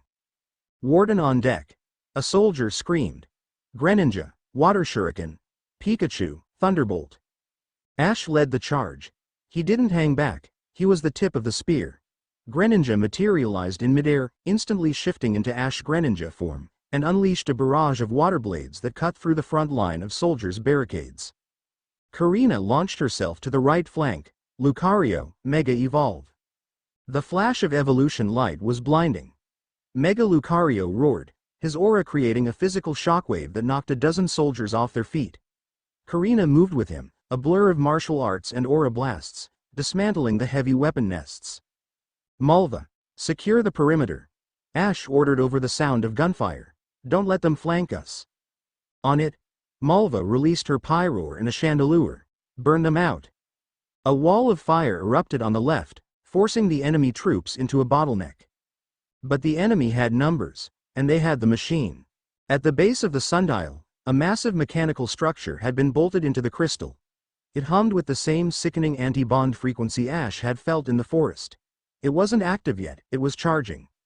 "We have to destroy the uplink," Ash shouted, pointing his sword, a ceremonial blade he had barely trained with but now used as a focus for his aura, at the machine. "Ash, incoming," Serena warned from her sniper perch atop the transport. The ground shook. From behind the sundial, something massive stepped out. It was an automaton. Ancient, bronze, and 30 feet tall. It was a Golurk, but not a Pokémon. It was a war machine from the Az era, excavated and retrofitted with modern weaponry. Its chest cavity glowed with unstable Y energy. "Target acquired," the automaton boomed, its voice a grinding of gears. "Warden detected. Initiating purge protocol." It raised an arm. A cannon barrel the size of a subway tunnel extended. "Scatter!" Ash screamed. A beam of concentrated energy vaporized the spot where they had been standing a second ago. The explosion threw Ash into a pillar, knocking the wind out of him. He gasped, tasting blood. He looked up. The automaton was tracking Korrina. "Korrina, move!" She was pinned down by suppression fire from the soldiers. She couldn't dodge. Ash didn't think. He reached deep, past the exhaustion, past the fear. He grabbed the Zygarde connection and pulled. "Greninja!" Ash Greninja leapt. But this time, Ash projected a barrier around him. The same hexagonal light from the gala. Greninja intercepted the blast. The barrier held for a second, then shattered. Greninja was blown backward, skipping across the plaza like a stone. "Greninja!" Ash scrambled to his feet. The automaton recycled its cannon. It turned its gaze to Ash. "This isn't working," Malva yelled, taking cover behind a statue. "That thing's armor is too thick. We need air support." Ash looked at the sky. No help was coming. The League was tied up at the blockade. "I am the air support," Ash spat. He reached for a Pokeball he hadn't used in a long time. One he kept for emergencies. "Charizard.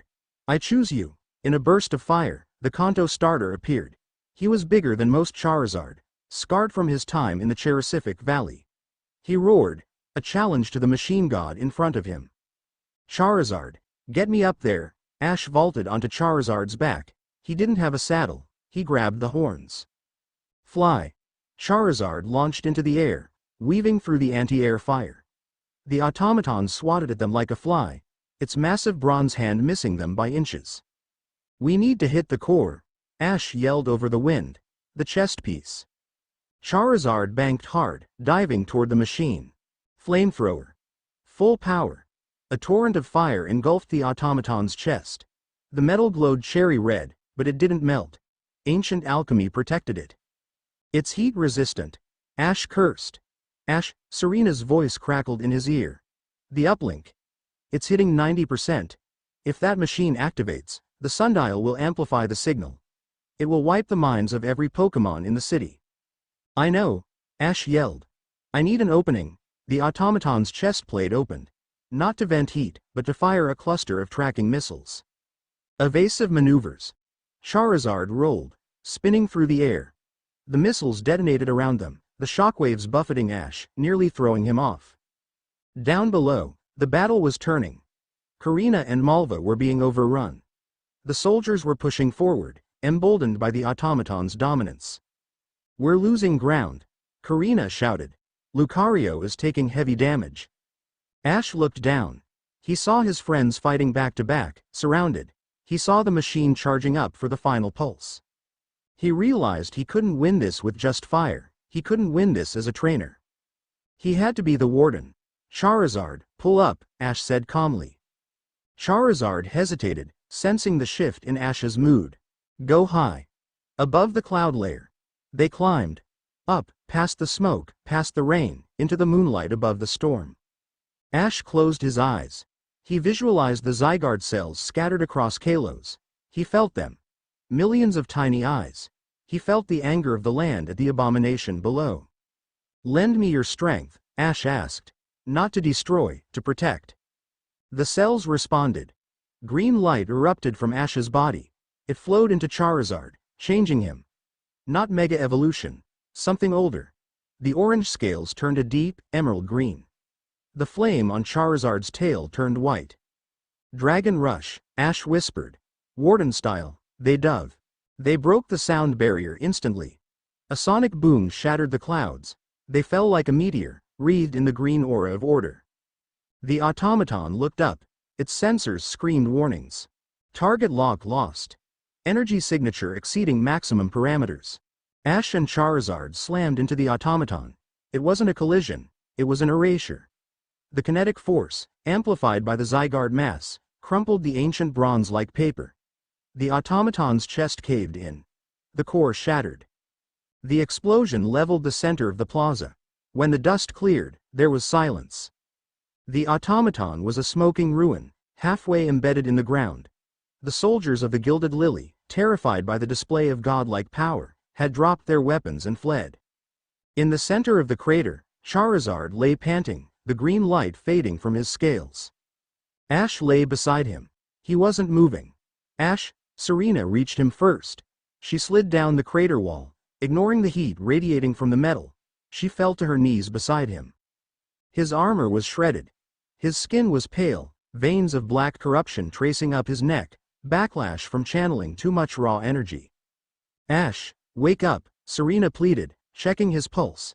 It was thready, erratic. Korrina and Malva arrived seconds later. He overloaded, Malva said, her voice shaking. The human body isn't a conduit for that kind of wattage. He's going into systemic shock. We have to get him to a hospital, Korrina said, reaching to lift him. No. Malva stopped her. If you move him now, his aura will destabilize. He'll die. Then what do we do? Serena cried, tears streaming down her face. We can't just watch him fade.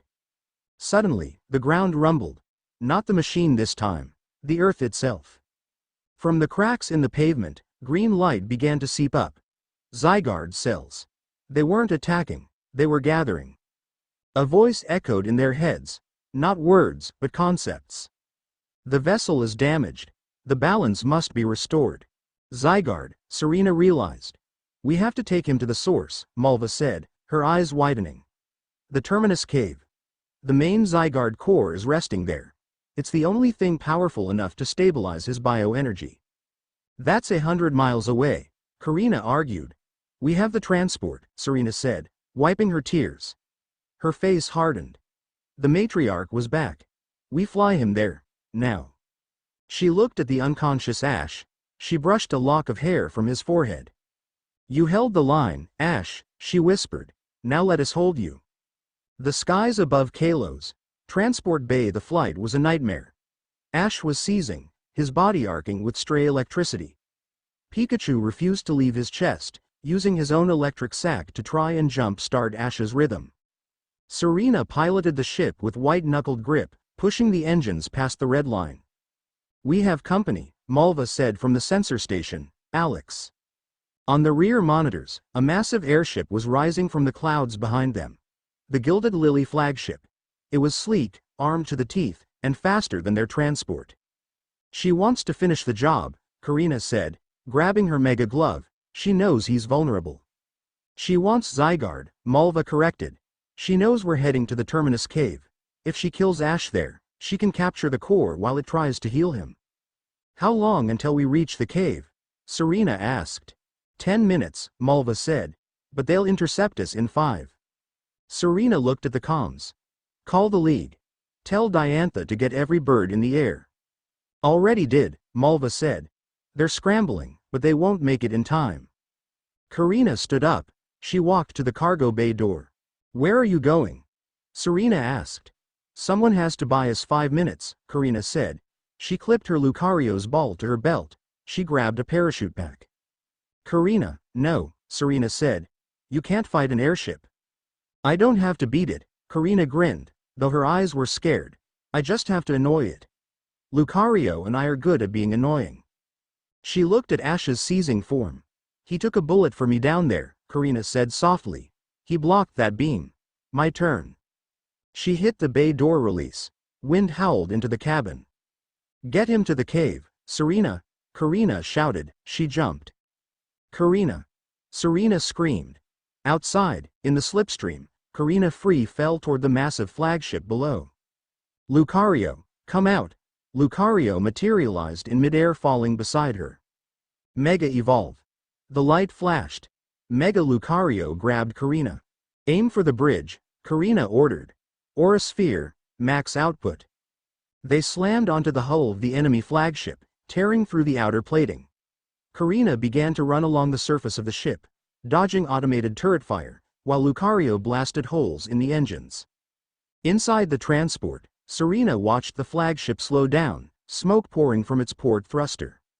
She sobbed once, then shoved the throttle forward. Hang on, Ash, she whispered. We're almost there. Chapter 5 and Chapter 6. The Hollow King. The Terminus Cave was less a geological formation and more a wound in the earth, a deep, jagged scar that ran miles beneath the surface of Kalos. It was a place where the air felt heavy, saturated with ancient minerals and the humming resonance of the Zygarde core. Serena landed the transport in the upper cavern, shearing off the landing gear on the uneven rock floor. Sparks flew, screeching against the stone, but she didn't wait for the smoke to clear. Malva, get the stretcher, Serena commanded, unbuckling her harness before the ship had fully stopped sliding. Ash was worse. The veins of black corruption had spread from his neck to his jawline, pulsing like a second, infected circulatory system. His breathing was shallow, rattling in his chest. Pikachu was draped over him, exhausted, his yellow fur dull and matted with sweat. They carried him deep into the cave system. The path was treacherous, narrow ledges overlooking abyssal drops where glowing crystals provided the only light. He's fading, Malva panted, gripping the rear handles of the stretcher. His core temperature is dropping. The Zygarde energy is cannibalizing his body heat to sustain the connection. Faster, Serena gritted out. They reached the inner sanctum. It was a cathedral of crystal. In the center lay a subterranean lake, perfectly still, glowing with an eerie emerald luminescence. On a small island in the middle of the lake, a single, hexagonal pedestal rose from the water. There, Malva pointed. Place him on the pedestal. The core rests beneath it. It should act as a dialysis machine for the energy. They waded through the waist-deep water. It was freezing, and hoisted Ash onto the stone slab. The moment his skin touched the rock, the cave woke up. The crystals on the ceiling flared to life. A low thrumming sound vibrated through the water, creating complex geometric ripple patterns. Ash gasped, his back arching violently. Hold him down, Malva shouted. Serena grabbed his shoulders, Malva his legs. Ash, stay with us, Serena cried. Fight it. Inside the mindscape, Ash opened his eyes. He wasn't in the cave. He was standing in a version of Lumiose City, but it was wrong. The sky was a bruised purple. The prism tower was broken in half. The streets were empty, silent, and overgrown with the same gray, rotting vines he had seen in the wetlands. Hello, Warden, a voice echoed. Ash turned. Standing behind him was Ash. But not Ash. This version of him wore armor made of the black Zygarde matter. His eyes were solid green. He held a sword that dripped shadow. "Who are you?" Ash asked. He looked down at himself. He was wearing his original clothes, the blue vest, the hat. He felt small. "I am the logical conclusion," the shadow Ash said. He walked closer, his boots making no sound. "I am the part of you that enjoyed crushing the scientist. The part of you that wanted to wipe the Gilded Lily off the map." "I don't want to hurt anyone," Ash said. "Liar," Shadow Ash struck. He didn't use a sword. He used a tendril of darkness that shot from his chest. Ash dodged, rolling across the pavement. He reached for his belt. Empty, no Pokémon. "You are alone here," Shadow Ash mocked. "No Pikachu. No Serena. No Korrina. Just you, and the power." He struck again. The darkness slammed into Ash's chest, throwing him through a shop window. Ash crashed into shelves of dusty merchandise, glass cutting his skin. "You are weak because you cling to them," Shadow Ash lectured, stepping through the broken window. "You blocked the beam for Korrina, and now you are dying. If you had let her take the hit, you would be at full strength." "That's not strength," Ash spat, struggling to his feet. "That's cowardice. It is efficiency. Order requires sacrifice. To save the many, you must be willing to spend the few." Shadow Ash raised his hand. The shadows coalesced into a massive claw. "Accept me," the shadow whispered. "Accept the cold, and we can save the world." Ash looked at the claw. He felt the temptation. It would be so easy to stop feeling the pain, to stop worrying about his friends, to just become the weapon. "No," Ash said, "then perish." The claw descended. "The Terminus Cave, outer chamber, they're here," Malva said, looking at her datapad. The entrance to the cave exploded inward. Countess Alex de Florville strode through the smoke, flanked by 20 elite guards in exosuits. Behind her floated her Aegislash, but it was different, corrupted, its blade jagged and glowing with red Y energy. "So this is where the rats hide," Alex sneered.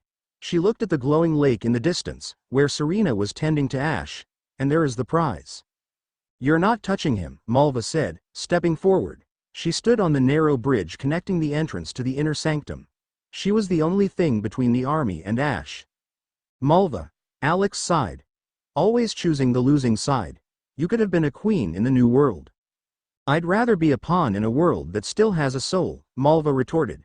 She tossed 2 Pokeballs. "Pyroar. Houndoom. Burn the bridge." Her Pokémon unleashed a torrent of fire on the stone bridge.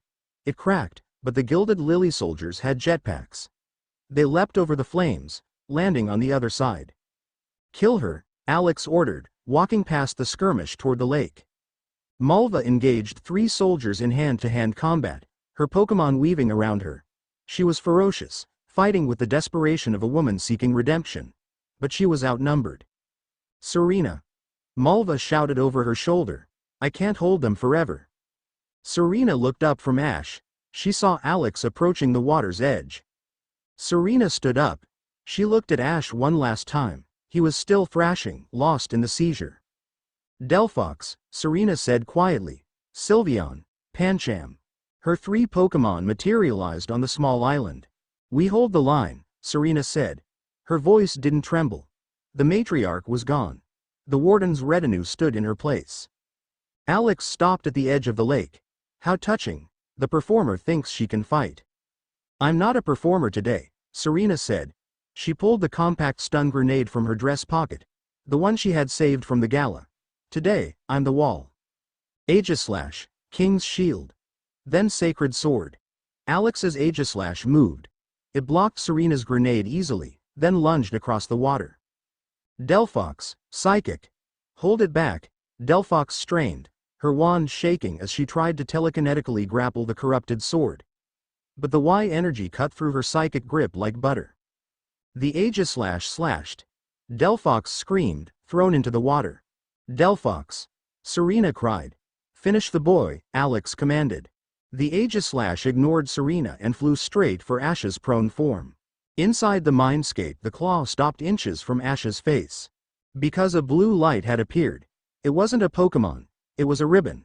A blue ribbon. the one he had given Serena years ago. Ash stared at it.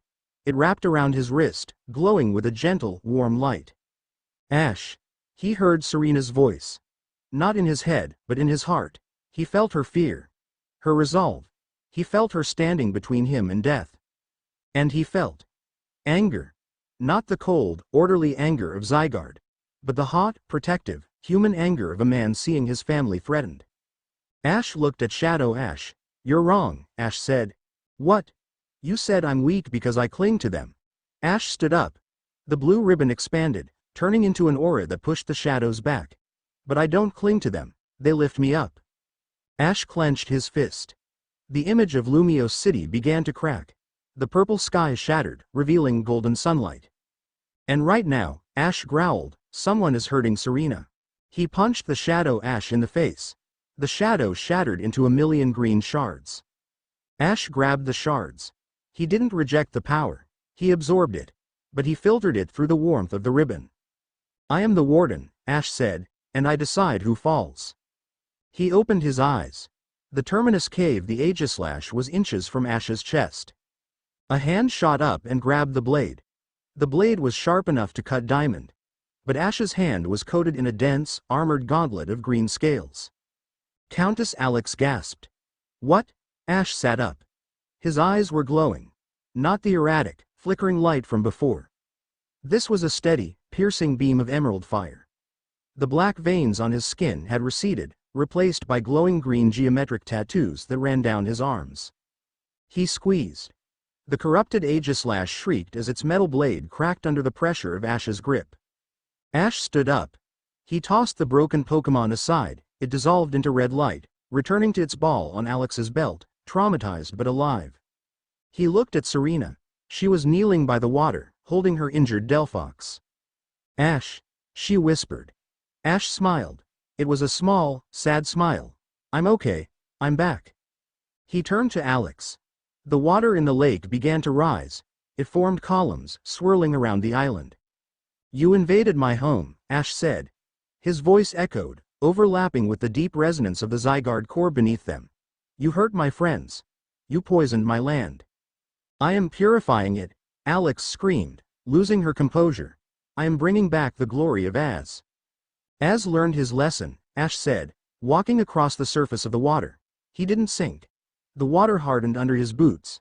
He learned that power without heart is just destruction. Alex backed away. "Guards! Fire! Kill him!" 20 soldiers opened fire with energy rifles. Ash didn't dodge. He raised his hand. Land's wrath. The stalactites on the ceiling detached. Hundreds of them. They didn't fall randomly. They fell with guided precision. They slammed into the ground around the soldiers, creating a cage of stone. The shockwaves knocked the weapons from their hands. Alex turned to run. "No," Ash said. He flicked his wrist. A vine of pure energy shot from the ground, wrapping around Alex's ankle. She fell face first into the dust. Ash walked up to her. He looked down. "It's over, Alex." "It's not over," Alex hissed, spitting blood. She reached for a detonator on her belt. "If I can't have the core, no one can." She pressed the button. The cave didn't explode. Instead, the ceiling above the entrance blew open. Sunlight poured in. Descending through the hole was the Gilded Lily flagship. It was smoking, battered, and flying erratically. Standing on the bow of the ship, holding a severed fuel line, was Korrina. Her Mega Lucario was holding the ship's rudder in a vice grip, forcing it down. "Delivery for the warden," Korrina shouted, her voice cracking with manic laughter. She steered the massive airship directly into the underground lake, crashing it into the water with a tidal wave that washed Alex and her soldiers against the far wall. Korrina and Lucario leapt off at the last second, landing on the island next to Serena. "Did I miss the party?" Korrina asked, wiping soot from her face. Ash looked at the crashed ship. He looked at Alex, who was pinned under debris, alive, but trapped. He looked at his retinue, battered, bruised, soaking wet, but standing tall. He laughed. A real, genuine laugh. "No," Ash said, walking back to them. "You're right on time." He hugged them both. Serena buried her face in his chest. Korrina leaned her head on his shoulder. "We did it," Serena sobbed. Not yet, Ash said, looking up at the hole in the ceiling. Through it, he could see the Anastar sundial in the distance. It was still glowing red. The signal was still transmitting. Alex's machine in the plaza was destroyed, but the resonance had already started a chain reaction in the crystal itself. The sundial is critical, Ash said. If it keeps building charge, it will crack the planet's crust. How do we stop it? Malva asked, limping over to join them. Ash looked at the Zygarde core beneath the water. We don't stop it, Ash said. We redirect it. He turned to his retinue. I need you to trust me one more time. This is going to be heavy. We're wardens, Korrina said. Heavy is what we do. Ash nodded. Then let's save the world. Chapter 6 end. Chapter 7. The Sovereign's choice. The hole in the ceiling of the Terminus cave was a jagged eye looking up at a burning sky. Through the gap, the Anastar sundial wasn't just glowing, it was screaming. A pillar of violet light pierced the clouds, widening by the second, creating a vortex that was sucking the atmosphere into a singularity. The resonance is critical, Malva said, looking at her cracked datapad. The sundial isn't just transmitting anymore, it's turning into a bomb. A planetary-scale fragmentation grenade. Ash stood by the edge of the underground lake, the green geometric tattoos on his arms pulsing with a frantic rhythm. He could feel the earth screaming. The ley lines, the veins of the planet, were convulsing. We can't fly there, Serena said, looking at the wreckage of the transport and the crashed flagship. We don't have a ship fast enough. We don't need a ship, Ash said. His voice was calm, possessing that terrifying stillness of the eye of a storm. He turned to the hexagonal pedestal where the Zygarde core rested. He walked into the water. The sundial is a crystal. Zygarde is the ground, they're connected. Ash placed his hand on the core. Everyone, hold on to me. Ash, Korrina stepped forward, gripping his shoulder. What are you doing? Fast travel, Ash gritted out. Warden style. Serena grabbed his other arm. Malva hesitated, then grabbed Serena's shoulder. Pikachu scrambled onto Ash's head. Ash closed his eyes. He didn't command the energy, he became it. He visualized the connection between the core in the cave and the massive crystal in Anastar. He dissolved the boundaries of physical space. Merge. The world turned green. Anastar City, the plaza. One moment, the plaza was empty, save for the howling wind and the debris of the earlier battle. The next, a column of green light erupted from the cobblestones. When it faded, Ash and his retinue stood at the base of the sundial. The heat was unbearable. The air tasted of metal. High above them, suspended in the center of the sundial's light, was a figure. It was Countess Alex. She hadn't stayed in the cave. She had used an emergency teleportation prototype, stolen tech from the Sylph Company takeover attempts years ago. But something had gone wrong. Or perhaps, right. She was fused with the crystal. Her body was encased in a jagged exosuit of pink crystal, fed directly by the sundial's infinite energy. She was no longer just a noblewoman. She was an avatar of the weapon she sought to control. You persist. Alex's voice boomed, not from a throat, but from the air itself. Like a virus. Step away from the crystal, Alex, Ash shouted, his sword drawn. It's over. Over? Alex laughed, a sound like shattering glass. I have achieved communion. The ultimate weapon required a battery. I realize. I am the battery. I will cleanse this world of its chaotic bonds. I will bring silence. She raised a crystalline hand. The light of the sundial bent, forming a massive spear of energy. Die. The spear dropped. Korrina, shield. Korrina didn't hesitate. Lucario. Mega Lucario stepped in front, crossing his arms. A massive aurasphere expanded, forming a barrier. The spear hit. The impact drove Lucario's feet into the stone, cracking the plaza. Korrina screamed as the feedback lashed across her nerves, but she held the line. She's drawing from the sundial. Korrina yelled through gritted teeth. She has infinite ammo. Then we cut the supply, Ash said.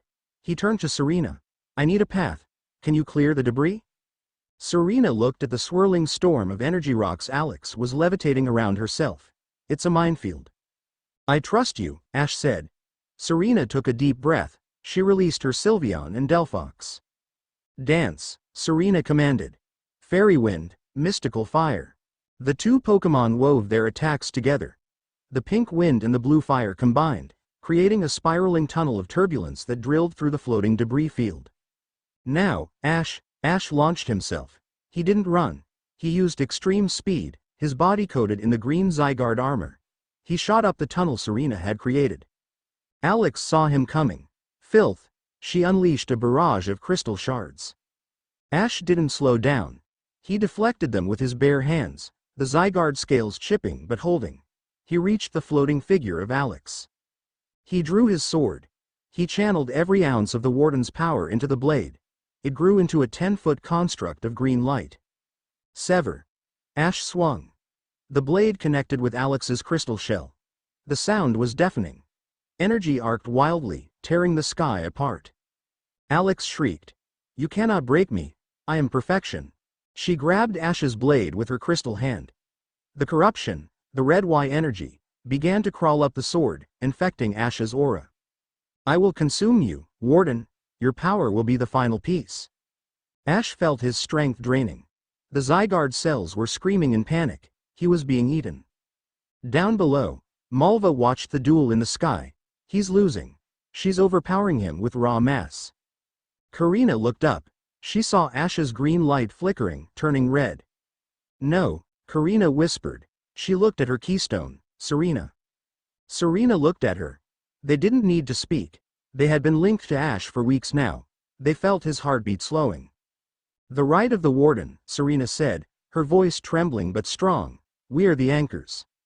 "He pushes," Korrina said, grabbing Serena's hand. "We pull," Serena finished. They raised their free hands toward the sky. "Lucario. Delphox, Sylveon. Lend him everything." It wasn't a move found in any TM. It was a resonance. Korrina pushed her fighting spirit, her life force, into the bond. Serena pushed her love, her emotional clarity, into the bond. In the sky, Ash gasped. The red corruption stopped. A blue light, Serena, and a yellow light, Korrina, spiraled up from the ground, wrapping around Ash's body like ribbons. They mixed with the green Zygarde aura. The colors merged. White, pure, blinding white light. Ash opened his eyes. They weren't green anymore. They were a prism, reflecting all colors. "You talk about perfection," Ash whispered, his voice resonating with the voices of Serena and Korrina. "But you're just one person, and one person." Ash twisted the sword. The white light flared, "Is never enough." The crystal shell around Alex shattered. Ash drove the sword down, not into her, but into the link connecting her to the sundial. Crack. The beam of violet light severed. Alex screamed as the power left her. The crystal armor disintegrated. She fell from the sky, a powerless, broken woman. Ash hovered there for a second, bathed in the white light of the bond. Then, the sundial groaned. The link was cut, but the energy inside the crystal had nowhere to go. It was critical. Ash looked at the massive crystal. He could see the core glowing white hot. It was going to detonate. He looked down at the plaza, at Serena and Korrina. If it exploded, Kalos would be destroyed. If he shielded it, he would be vaporized. Ash smiled. He descended slowly, landing in front of his retinue. The white aura faded, leaving him standing in his tattered warden gear. "Ash!" Serena ran to him, hugging him fiercely. "You did it." Ash didn't hug her back immediately. He gently pushed her away. "It's not done," Ash said softly. He pointed at the sundial. The cracking sound was getting louder. "The reaction is self-sustaining. It's going to blow." "So we run," Malva said, eyeing the transport. "We get to the perimeter." "There is no perimeter," Ash said. "The blast radius is the continent." Silence fell over the group. "I have to contain it," Ash said. "No," Korrina said, stepping back. "Don't say it. Don't you dare do the hero sacrifice thing." "I'm the warden," Ash said, his voice steady. "This is the job. I can wrap the Zygarde energy around the crystal. I can smother the explosion. But I have to be inside the shield to hold it together." "You'll die," Serena whispered. Her face was pale. "I'll save you," Ash corrected. He looked at them. He memorized their faces. "That's enough for me." He turned toward the sundial. "Pikachu, stay with them," Ash ordered. Pikachu refused, clinging to Ash's leg. "Stay," Ash shouted. It was the first time he had ever raised his voice in anger at his partner. Pikachu froze, tears welling in his eyes. Ash knelt and hugged him once, briefly. Take care of them. Ash stood up and walked toward the blinding light of the sundial. Ash, catch him! Serena screamed. He didn't stop. He stepped into the light. A dome of green energy began to form around the sundial. It was massive, covering the entire plaza. Inside, the explosion triggered. Fire and fury slammed against Ash's barrier. Ash stood in the center of the inferno, arms outstretched, holding the walls of the cage with his will alone. His skin began to burn. His vision blurred. So this is it, he thought. Then, he felt a hand on his left. And a hand on his right. Ash blinked, trying to clear his vision. Serena was standing there. Her skin was scorching, her dress smoking, but she was holding his hand. Korrina was on his right. Her armor was melting, but she gripped his fingers tight. Get out! Ash croaked. You'll die. Then we die, Serena said calmly. She looked at him, her blue eyes shining brighter than the explosion. We swore an oath, Ash. His burdens are yours. We don't let the warden walk alone, Korrina said, squeezing his hand. You idiots, Ash wept. You beautiful idiots, together, Serena said. Together, Korrina echoed. They closed their eyes. The explosion expanded. It hit them, but it didn't burn them. The Trinity. The Warden, Order, the Matriarch, Love, the Vanguard, Spirit. The three energies resonated. They didn't fight the explosion, they transmuted it. The fire turned into light. The light turned into petals. Millions of glowing, energy petals. The dome didn't break. It expanded, shooting a beam of rainbow light straight up into space, bypassing the atmosphere, venting the destruction harmlessly into the void. The light cleared. The sundial stood silent, dark and dormant. In the center of the scorched plaza, three figures lay in a heap. Charizard landed heavily nearby. Pikachu sprinted over. Ash groaned, opening one eye. He was alive. Every inch of his body hurt, but he was alive. He looked to his left. Serena was breathing. He looked to his right. Korrina was coughing. Ash let his head drop back onto the stones. He looked at the sky. It was blue. Clear, beautiful blue. We need a vacation, Ash mumbled. Serena laughed weakly, her hand finding his in the dust. I hear Alola is nice. Epilogue. 3 months later, the royal palace of Lumiose City was restored. The scaffolding was gone. The banners flew high in the wind. The tricolor of Kalos, and beside it, the new banner of the Warden. A green hexagon on a field of black. The balcony was crowded. Champion Diantha stood at the podium, addressing the massive crowd that filled the streets below. The era of fear is over, Diantha proclaimed. The gilded lily has been uprooted. The remaining cells have been dismantled. We stand today, not just as a region, but as a testament to the strength of bonds. She turned, gesturing to the shadows of the balcony archway. Citizens of Kalos, I present to you, the Warden. Ash stepped out. He wore the formal uniform now, but he wore it differently. The stiffness was gone. He wore it with the easy confidence of a man who had stared down the sun and won. The Zygarde tattoos were faint, silver lines on his skin now, dormant but present. The crowd roared. It was a sound of adoration. Ash waved, but he didn't stand alone. Serena stepped up beside him. She wore a gown of royal blue, the Warden's crest pinned to her shoulder. She was the face of the new administration. The one who rebuilt the trade routes, who charmed the foreign dignitaries, who kept the peace with a smile and a velvet glove. Korrina stepped up on his other side. She wore her dress uniform, a sword at her hip. She was the commander of the Warden's Guard, the protector of the peace, the one who trained the new generation of knights.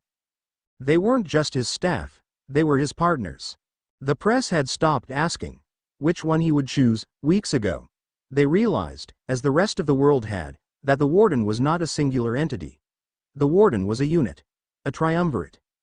Ash leaned on the railing. They're loud today, he noted. They're happy, Serena said, leaning against his arm. They feel safe. Don't get too comfortable, Korrina warned, though she was grinning. I got a report from the frontier. Some ultra beasts were spotted near the coast. Ash sighed, but his eyes lit up. The adventure wasn't over. It never would be. Ultra beasts, huh? Ash adjusted his gloves. Sounds like trouble. Sounds like Tuesday, Serena corrected. Ash looked at them. At the city. At the horizon. He thought about the boy who left Pallet Town with a grumpy Pikachu and a dream. He thought about the journey. Ready? Ash asked. Serena took his left hand. Korrina took his right. Pikachu jumped onto his shoulder. Always, they said together. Ash Ketchum, the warden of Kalos, looked out at his world. Then let's go. Chapter 7 End.